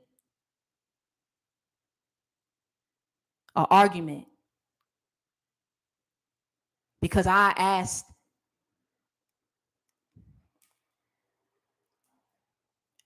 they thought it was funny. They thought that was funny. I lost my whole dignity as a woman. I'm doing all this and I got to ask you, can you tell me that you appreciate me? I'm going through my money. It is my money. I did work hard for this. I won't get it back. I know you ain't gonna pay me back. I gotta get on the bus. If I was gonna blow money, I could have blowed it and got a car. I could have blowed it and paid off all my debts. If I was gonna blow it, but I blew it and had to see you give to other females. I blew it and I had to every day suffer through it. Suffer through those burdens that I added on to myself. And everybody knew in the community. When you from a small town, everybody knew. So everybody was talking. But God told me, walk. Hold your head up high. Walk. Don't try to run. I tried to find different paths to take where I wouldn't have to take the main street. Because everybody kept saying, oh, where your car at? As if having a car is where it's at. You could have a car and be struggling and ain't got no money in the bank because you got to pay gas, the monthly car note, and insurance. And if the car break down, You might as well say cars is like a living situation. Might as well live in your car for all that. If a car is that serious, I cared about having money in the bank. Even now, I don't care about no piece of metal so that I could do what? Show it off? But you see how ignorant people will be? And it's not even about the car. You know what it is? It's people want to throw in your face what they have that you don't, because they really intimidated of all the things that you have that they don't have. One particular thing, one particular area, one particular situation that they may have above you, they're going to ride it to the grave because they know they don't compare when it comes to all the other things that you accomplish in your life, when it comes to all the other things that you have accomplished in your life.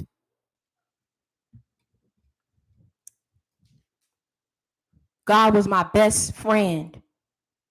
He is my best friend. It's okay. It's okay.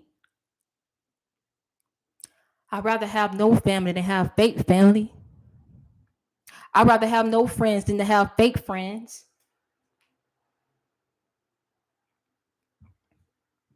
I'd rather have no relationship than to have a fake relationship.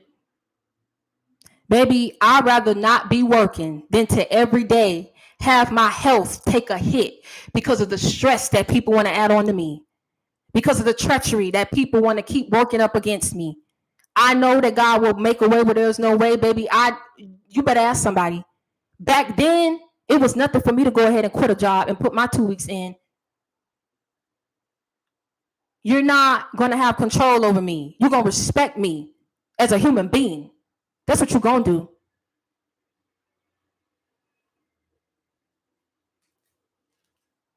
But like I say, for all those times I was walking and I was working at Walmart, I was working at Wawa. I even tried to pick up an extra shift in between shifts at Taco Bell. I told you I was out there trying to get it. I walked into Taco Bell and I asked that lady, she was a black lady, I never forgot her. I said, if you can work with me, even if it's just $50, because this could be the money that I use just to eat, and I can use the other two to try to get my cushion back and pay some bills down. She said, okay, baby, when can you start? I said, I don't have to give you my resume or anything like that. Like, I could show you. She said, no, it's okay. I never forgot that lady, because she said, use your check and add that to your savings. I'm gonna let you take some free food home. It wasn't healthy, but you know what? I ain't care at that moment because I was so skinny. I didn't care. I ate tacos every day like it was nobody business. Thank you, Vito. I appreciate you. I took every opportunity. And through every opportunity, I was thankful and I was grateful. And I told God, I'm going to wait on you. I'm going to wait on you. This not your fault. This on me. This on me. I broke my own heart. This on me. I kept beating myself up till I found peace. And it's like he touched me when I prayed that. I said, let your presence fill this room. It was like a feeling like it's not on you. Yeah, you going through it because you're on this journey, but it's not on you. It's not your fault. I didn't know that it was temporary. I didn't know that those struggles was temporary. I didn't know that I was only going to have to eat tacos or ramen every day for that time period. It wasn't going to always be like that. I didn't know that me having to take a cut in my pay after I sat up here and got a whole degree, going to get another degree. I didn't know that it was going to be temporary. Thank you, Taylor Love. I appreciate you. Thank you so much. Thank you so much. Taylor was gifted a membership. Okay. I didn't know that it was temporary. And so that's why I'm coming on here and I'm saying my life story little bit by little bit. as I get comfortable. No, I'm no celebrity. I love you. I know you coming from a right place. I'm no celebrity. I'm not no celebrity. I don't want it. I don't want the title. I've had so many people. I still get like when I do the ride share, and I met so many people that way. You know what I'm saying? Because I'm still learning how to drive. No, I get you. I get you, Zena. But to him, I just want to make him proud. But I don't. My nerves be real bad. I don't know if y'all seen that movie Taxi. But if you've seen Taxi with Jimmy Fallon and Queen Latifah, I'm Jimmy Fallon. I'm Jimmy Fallon. Wholeheartedly, in spirit and in truth. I am Jimmy Fallon. Do you hear me? I could walk off the lot right now, 1 or 2, and go get a car. Who? You know what I'm saying? But I had to face my fears. I had to start signing up for driver lessons. And baby, let me tell you something. That man, for the first couple weeks, his hair was sticking on top of his head. I'm telling you, he did not want to be in that car with me. He did not want to be in that car with me. If it wasn't for his job, I'm telling you, he didn't want to be in that car with me. But I learned a lot. I know how to parallel park, all that stuff. So it's no rush. I know it's no rush. Better late than never. But I was scared, man. I was scared. Shoot. But I did it. I got through it. But if y'all haven't seen Taxi, y'all go see Taxi. I'm that man. I am that man. I am that man. Do you hear me? This will be everlasting love. This will be the one I waited for. This will be. That ramen do be hitting. I'm even gonna lie to you. I'm not even gonna hold you. But I know it's a lot of people who have passed away now eating that ramen every day. So I'm just thankful that he spared me. But I used to be Chef Boyardee. I can't cook either. These are only 2 things that people can get on me, and they really can't get on me for the driving no more because I'm taking driving lessons. So it's really the cooking. But let me tell you something. Cooking ramen gave me so much confidence that I never thought was there.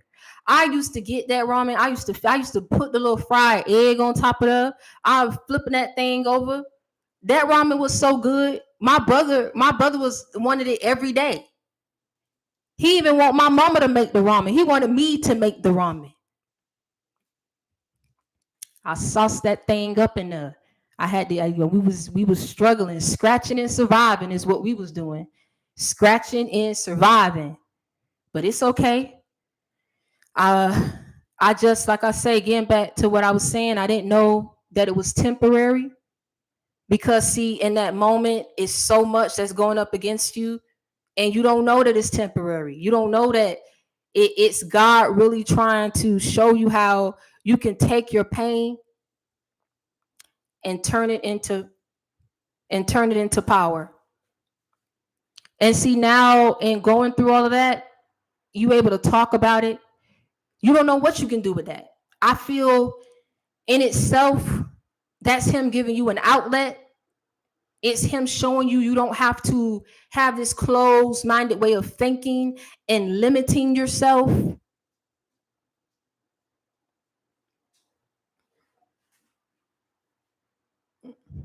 That you're strong.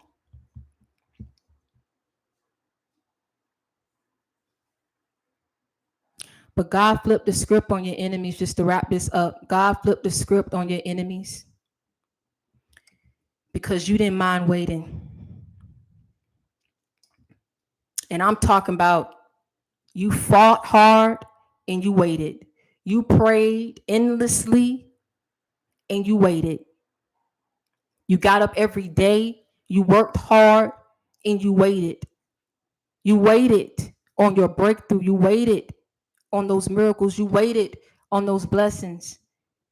And I just be to the point where it's like people still yet try to take it from you. But it's in that period where it's like people don't even realize and trying to go up against you, they curse their whole bloodline. I'm going to tell you something. In my particular situation, I knew who was sending me that negative energy. And when I tell you, I prayed that God had mercy on their soul. Because can you imagine the fate that they're going to experience attacking someone's parent, attacking this person while they were with child? And then this child that was affected by the evil that you sent their way while they were still yet in the womb, it's not enough. It's not enough for you to have tried to curse this person's life. I told you when I went to this lady, she said it was enough evil to last you a lifetime. She could clearly see it. She cried because she didn't understand it, because she could tell I was a good-hearted person. I'm not trying to tell you something that's not true, man. How many of y'all reach out to me and I try my best? I tell y'all that I love y'all. What you think, that's fake? You think I have to do that with so many people? I am a good person. I'm not trying to have anybody's sympathy. I am not trying to sit up here and step on anybody's toes. I am telling you something that is real.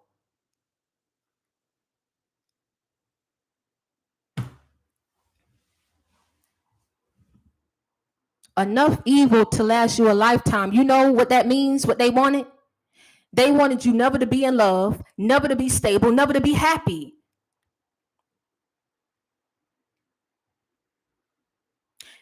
Don't you know that type of scrutiny of hell, how that can overcome a person? I was right there. I was right there.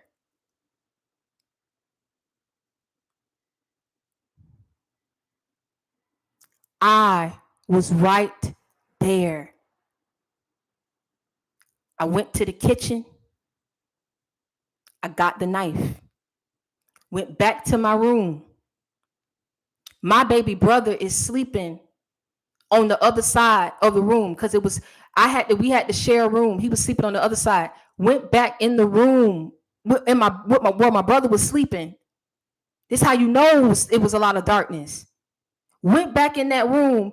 Before I did it, I wrote a letter. I started writing a letter. And on that letter, I was writing out, I said, to my mom, to my dad, and to my baby brother, I'm sorry that I disappointed you. I'm sorry that I couldn't be what you needed me to be. I'm sorry that I was so weak.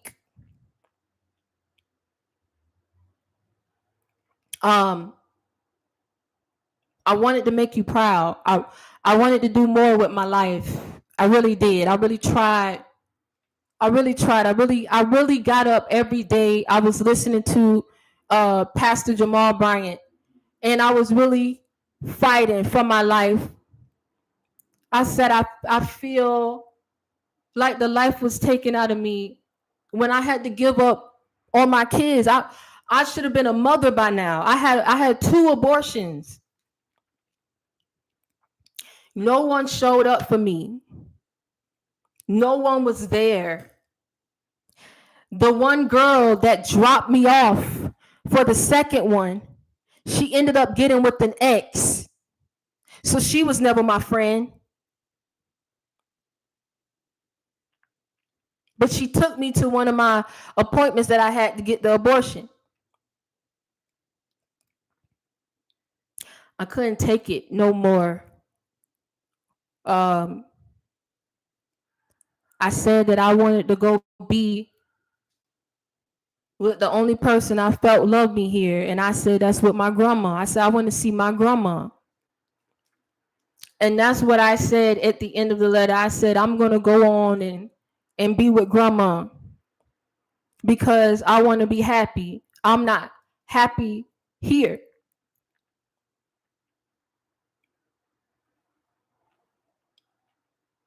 I'm not happy.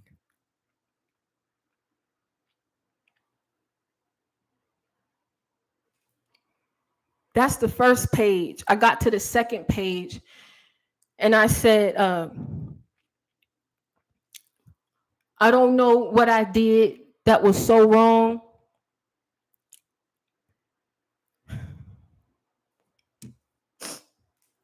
But I no longer want to be an embarrassment or a shame. I no longer want to bring a dark cloud over this family. And I said, I've shamed everybody enough. I started writing down a part of my information so they would be able to, whatever happened to me. I had some money stacked away in some investments, and I left that information where it would be visible. I left the information where it would be visible, so anything happened, they'll be able to get that and get access to my investments. And that was on the second page, and then I signed it off. And it's like, as soon as I'm getting ready to take the knife and do that, I kept feeling the presence come over me not to do it. And that presence that was coming over me, it kept making me cry to the point where I wasn't even like, you know how easy it is to just, but I couldn't do it. It's like it was there and I kept crying. I kept looking at my brother and I kept saying, this is what he's going to have to see when he wakes up, his sister like this. And I couldn't do it. Most people won't think like that. They won't care. They've had people, significant others or loved ones have come home and seen these people hanging from a ceiling. Now they knew whoever would have came up in that house would see them like that. They didn't care. So I said, I kept not trying to discredit God, but I still, it wasn't sinking in. It wasn't sinking in as to why I couldn't do it. Why I was thinking about my brother when I was every bit of prepared to do what it is that I was about to do. And not only that, my mom never comes in the room late at night because she knows either I'm crying or I'm doing praise or I'm doing worship. So she knows as long as my brother sleeps, she ain't gonna come. She kept coming in and started twice. She did. The first time I hid the knife so she wouldn't see. And then the second time I was still wrapping up the letter. And she said, you going to bed? I said, I'm gonna go soon. It's like it was distractions coming in. You know what I'm saying? And then I felt that presence come on. I couldn't do it no more.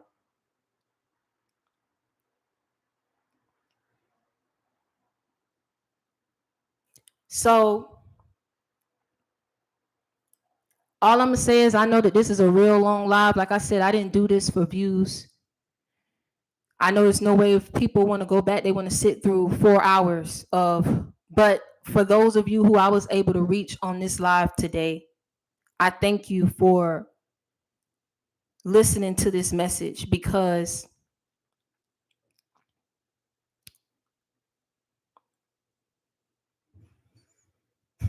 this journey is very much so real, and it's necessary. We all have been there. I am not ashamed to tell you and describe to you how it went. For those who want to be ignorant and say, she contemplated suicide, I can't listen to her no more. She was ready to get a knife and I can't listen to her no more. That's fine. But in everything that I went through and in everything that God allowed me to overcome, clearly I'm here still today in my right mind because of the grace of God. And now the very same people who are trying to figure out why I was suffering, not trying to help me, but trying to figure out if I'm working and what my situation is, still yet had to see me go off, sustain myself in a whole nother state, have a career, make more money than my dad has ever made in his whole life because my mom didn't work.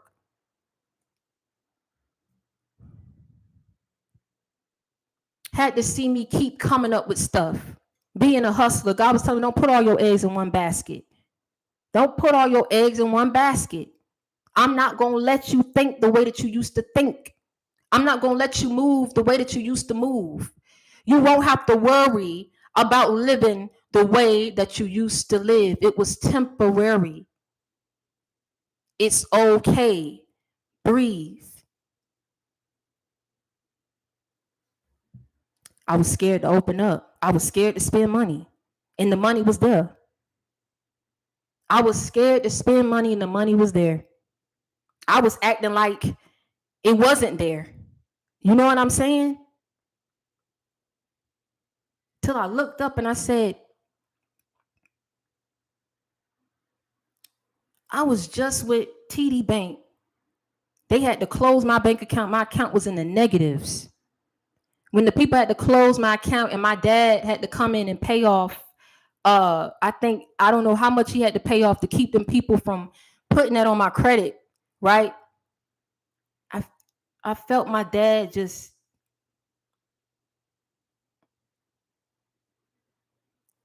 I don't know. I don't know why I chased. I don't know why. I don't know. I don't know. But I can tell you, this is why we really have to protect our kids and get them to love themselves. Oh, you don't love yourself, you get around the wrong person, they'll destroy you. I don't care how strong you think you are. I don't care how much you think you know.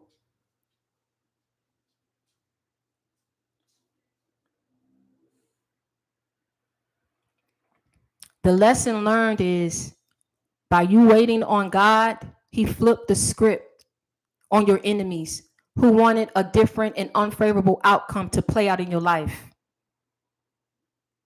If the live is too much and it's too long, you do not have to stay on.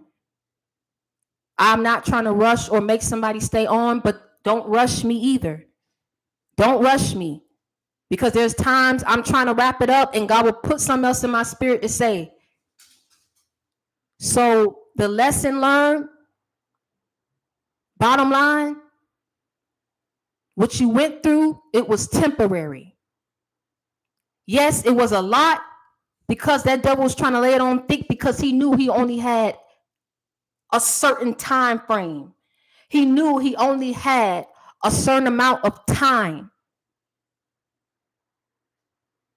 That devil knew it was going to be temporary too.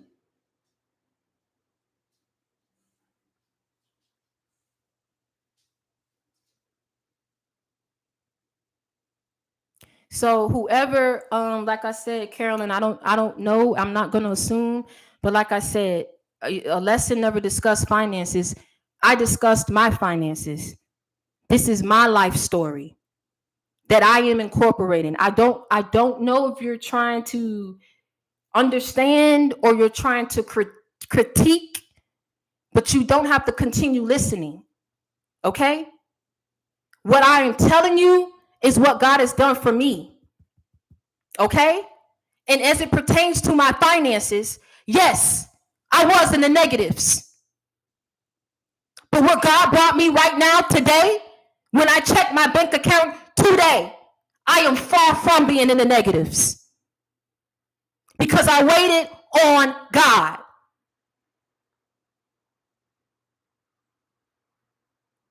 And by me waiting on God, He flipped the script on my enemies who hurt me, who talked about me, who put me in that position to even be in the negatives because it was imbalanced.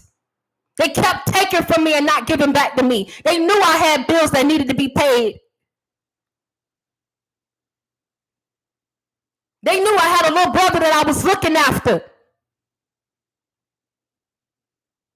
I was staying in the projects, getting up every day. I couldn't afford to be in my mind. I just blew through 23 grand on a man, on friends, on frivolous things that didn't amount to anything, because when I really needed help, my cushion was gone. It was gone. And I wasn't getting the opportunities that I needed to not only survive, but to overcome. And Carolyn, with that, I'm just going to go ahead and block you, baby, okay? Because please do not tell me about what's in my bank account. Did I give an exact amount on where it is today? Back then, it was at 23 grand in 2018. What is it the problem about me saying what was in 2018 and we in 2023? So let me just go ahead and remove you. Right? So that I don't have to worry about you, because I don't know what's going on, but I pray that you have a good Saturday, okay? I pray that you have a good Saturday. Thank you. God bless you. I still love you. No harm, no foul, but you saying stuff. It's like you're not saying anything, like you receiving anything. It's resonating with you. You just keep talking about what I should not say. Don't tell me what not to say.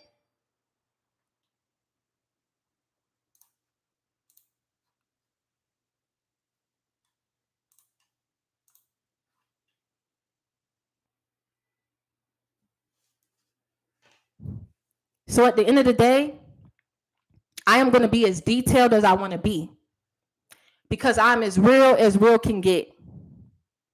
Y'all need to know, if I could be down that bad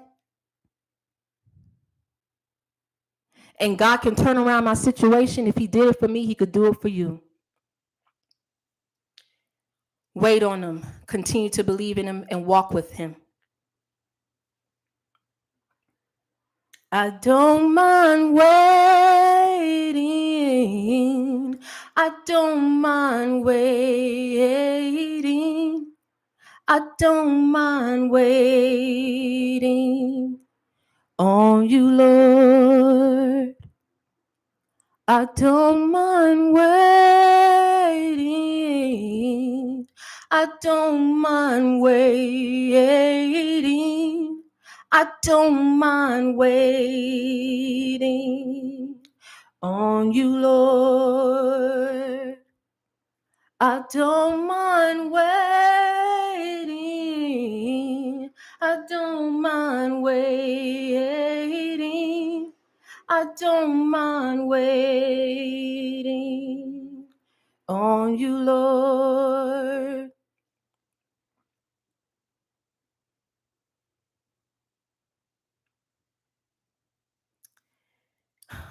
Yeah, I'm a little bit, because I've been crying, but I appreciate y'all. I really do. I appreciate y'all. And so I'm gonna go ahead and wrap this up. A couple things that I want to say. I want to say that I'm proud of you. I want to say that I'm thankful for you, that I love you, and God is getting us through. Do you understand me? He is clearing out the path. He is clearing it out. He is making his presence be known in your life. You understand what I'm saying? A lot of people are going to know just how close you are to him. Do you understand me? They're going to know, because they're going to see the favor over your life. The same way that bad had to be publicized, the good is going to be publicized too. And I wanted to make sure, for those of you who haven't gone out and bought your tickets, how many of you plan on going to the event in August? That's on this live right now. I have a couple people already that's reached out to me. Okay, Lakeisha. Yeah, I saw you. Okay. Okay, Vito. Okay, Ariel. All right. So like I said, I will add on more slots because I'm almost out. I'm almost sold out. That's why I'm asking. Um, I will add more slots and leave it open. Like I said, it's in August. So you guys still have about another month. The tickets are uh 75. Everything is included. It's gonna come with dinner and drink, and you also get a goodie bag that's gonna come in there with some merchandise, gift cards, and things like that. For those of you who bought the VIP, you get to sit at the table with me. So you're gonna sit at my table, and you also get a professional photo with me, and you also get a signed copy of my book, Reinvent Yourself. It's Never Too Late. So with the VIP, you get all of that for $100. The general admission, you get the dinner and the drink, and you get the goodie bag for $75. So I know the majority of you will probably get the general admission. But for those of you who want VIP, you have to reach out to me because I'm almost sold out to VIP. I have like a couple tickets left for VIP. And I'm gonna be doing a raffle soon, which is why I'm gonna go ahead and drop my Instagram in the chat, because I'm gonna have a raffle come up pretty soon where I'm gonna be picking. I want to say I'll do up to 25 people that can get a free ticket. 25 people that can get a free ticket to come to the event. So be on the lookout for that raffle, and I'll let you know what you have to do to qualify for that. But for a lot of you, I wanted to bring awareness to it and get on the live so that I can let y'all know and walk y'all through it. The VIP is $100. The general admission is $75. And the link to purchase, I'm going to put that link down right now.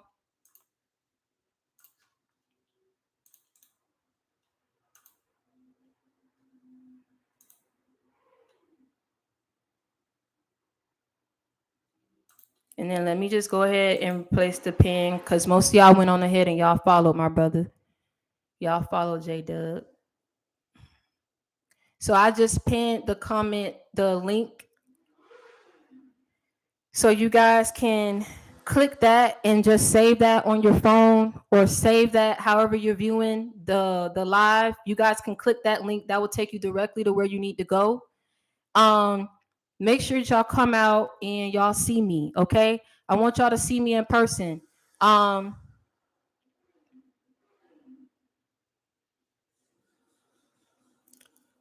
book, I'm right now, thank you. My book, right now, you can purchase The Miraculous Busy Billy, but for Reinvent Yourself, I'm actually going to be releasing that. So I'm working on that book because I wanted to change the cover. So it's not available for sale right now. It was, but not right now. So you guys have time. It's no stress, no worries.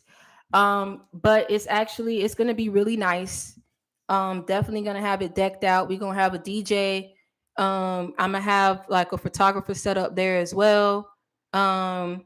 And then I'll be speaking. I'll also have a guest speaker.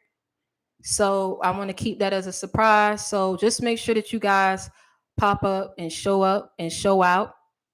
It is a networking event. We will be talking about just what it means to move in your purpose, putting y'all up on a couple things that you can do to actually become successful at it. And I want to gauge at how this event goes so I can determine if I'm going to do a series of events. So that way, this one will be in Houston. But if the majority of you be like, well, do it in Atlanta, or do it in Cali, or come to New York, you know what I'm saying? I'll do that, and I'll see how this one turn out. So y'all make sure that y'all go ahead, and kids are allowed. Kids actually get in free if you do bring your kids. I know I didn't put that because I didn't know if you guys wanted to bring kids, but I would say kids can definitely come. I won't be playing no raunchy music, maybe some R&B, some, but nothing crazy. So kids can definitely come. If you do bring your kids, no matter if you get general admission or VIP, the kids get in free. I'm gonna make sure the babies eat. The kids get in free. So make sure that you guys go ahead and check that out on the community board. Also pinned the link here. Um, and make sure that you tune in. I will be going live tomorrow on my Instagram to discuss the raffle details. So if you want to take part of that raffle, then make sure that you tune in tomorrow. I'll be going live on Instagram 3 p.m. Central Standard Time. And I'll be putting the information in the community board. So make sure that y'all go ahead and check me out on my Instagram. Is everybody following me on Instagram here? Do you guys have my Instagram information?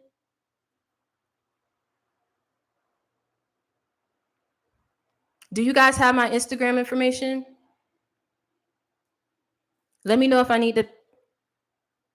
Okay, Shirley. Yeah, I know, Shirley. You don't.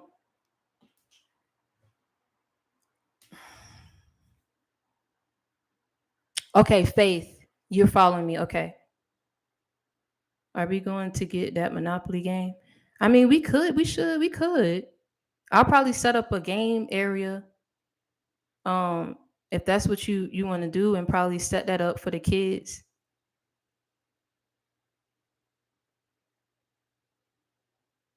Okay, so whoever has Instagram, make sure that you spread the word. I will be going live tomorrow to discuss the raffle details.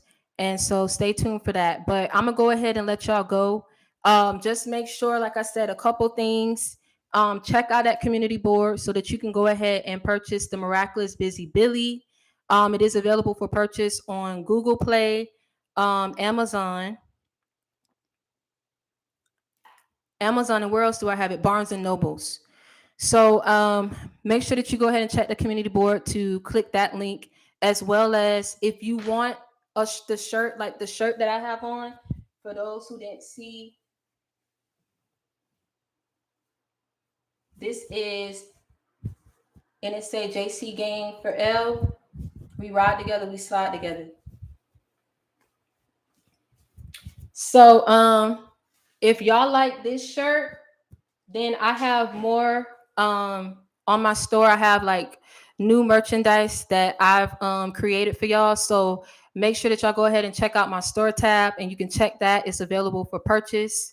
And make sure that y'all go ahead and check out the details of the Royal Ball event. It's going to be August 5th. That's on a Saturday. You guys are going to have more than enough time to figure out what your situation, if you're going to bring kids, if you're not.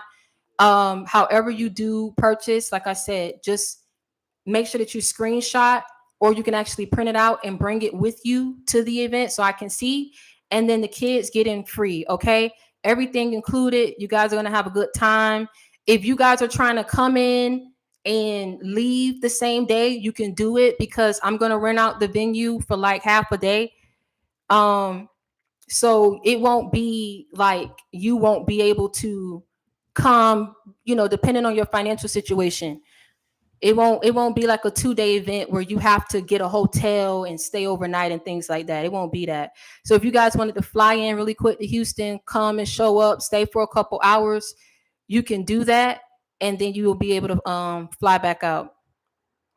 So for anybody who needs and more information, or you want me to show you where to go, just reach out to me and email me, okay? But for the most part, I'm gonna try to get most of you guys there with the raffle. I'm gonna try to get most of you guys there, because it's really not about the money for me. It's about just trying to make sure that, with what's going on, that we all coming together, that y'all know that y'all not in this alone.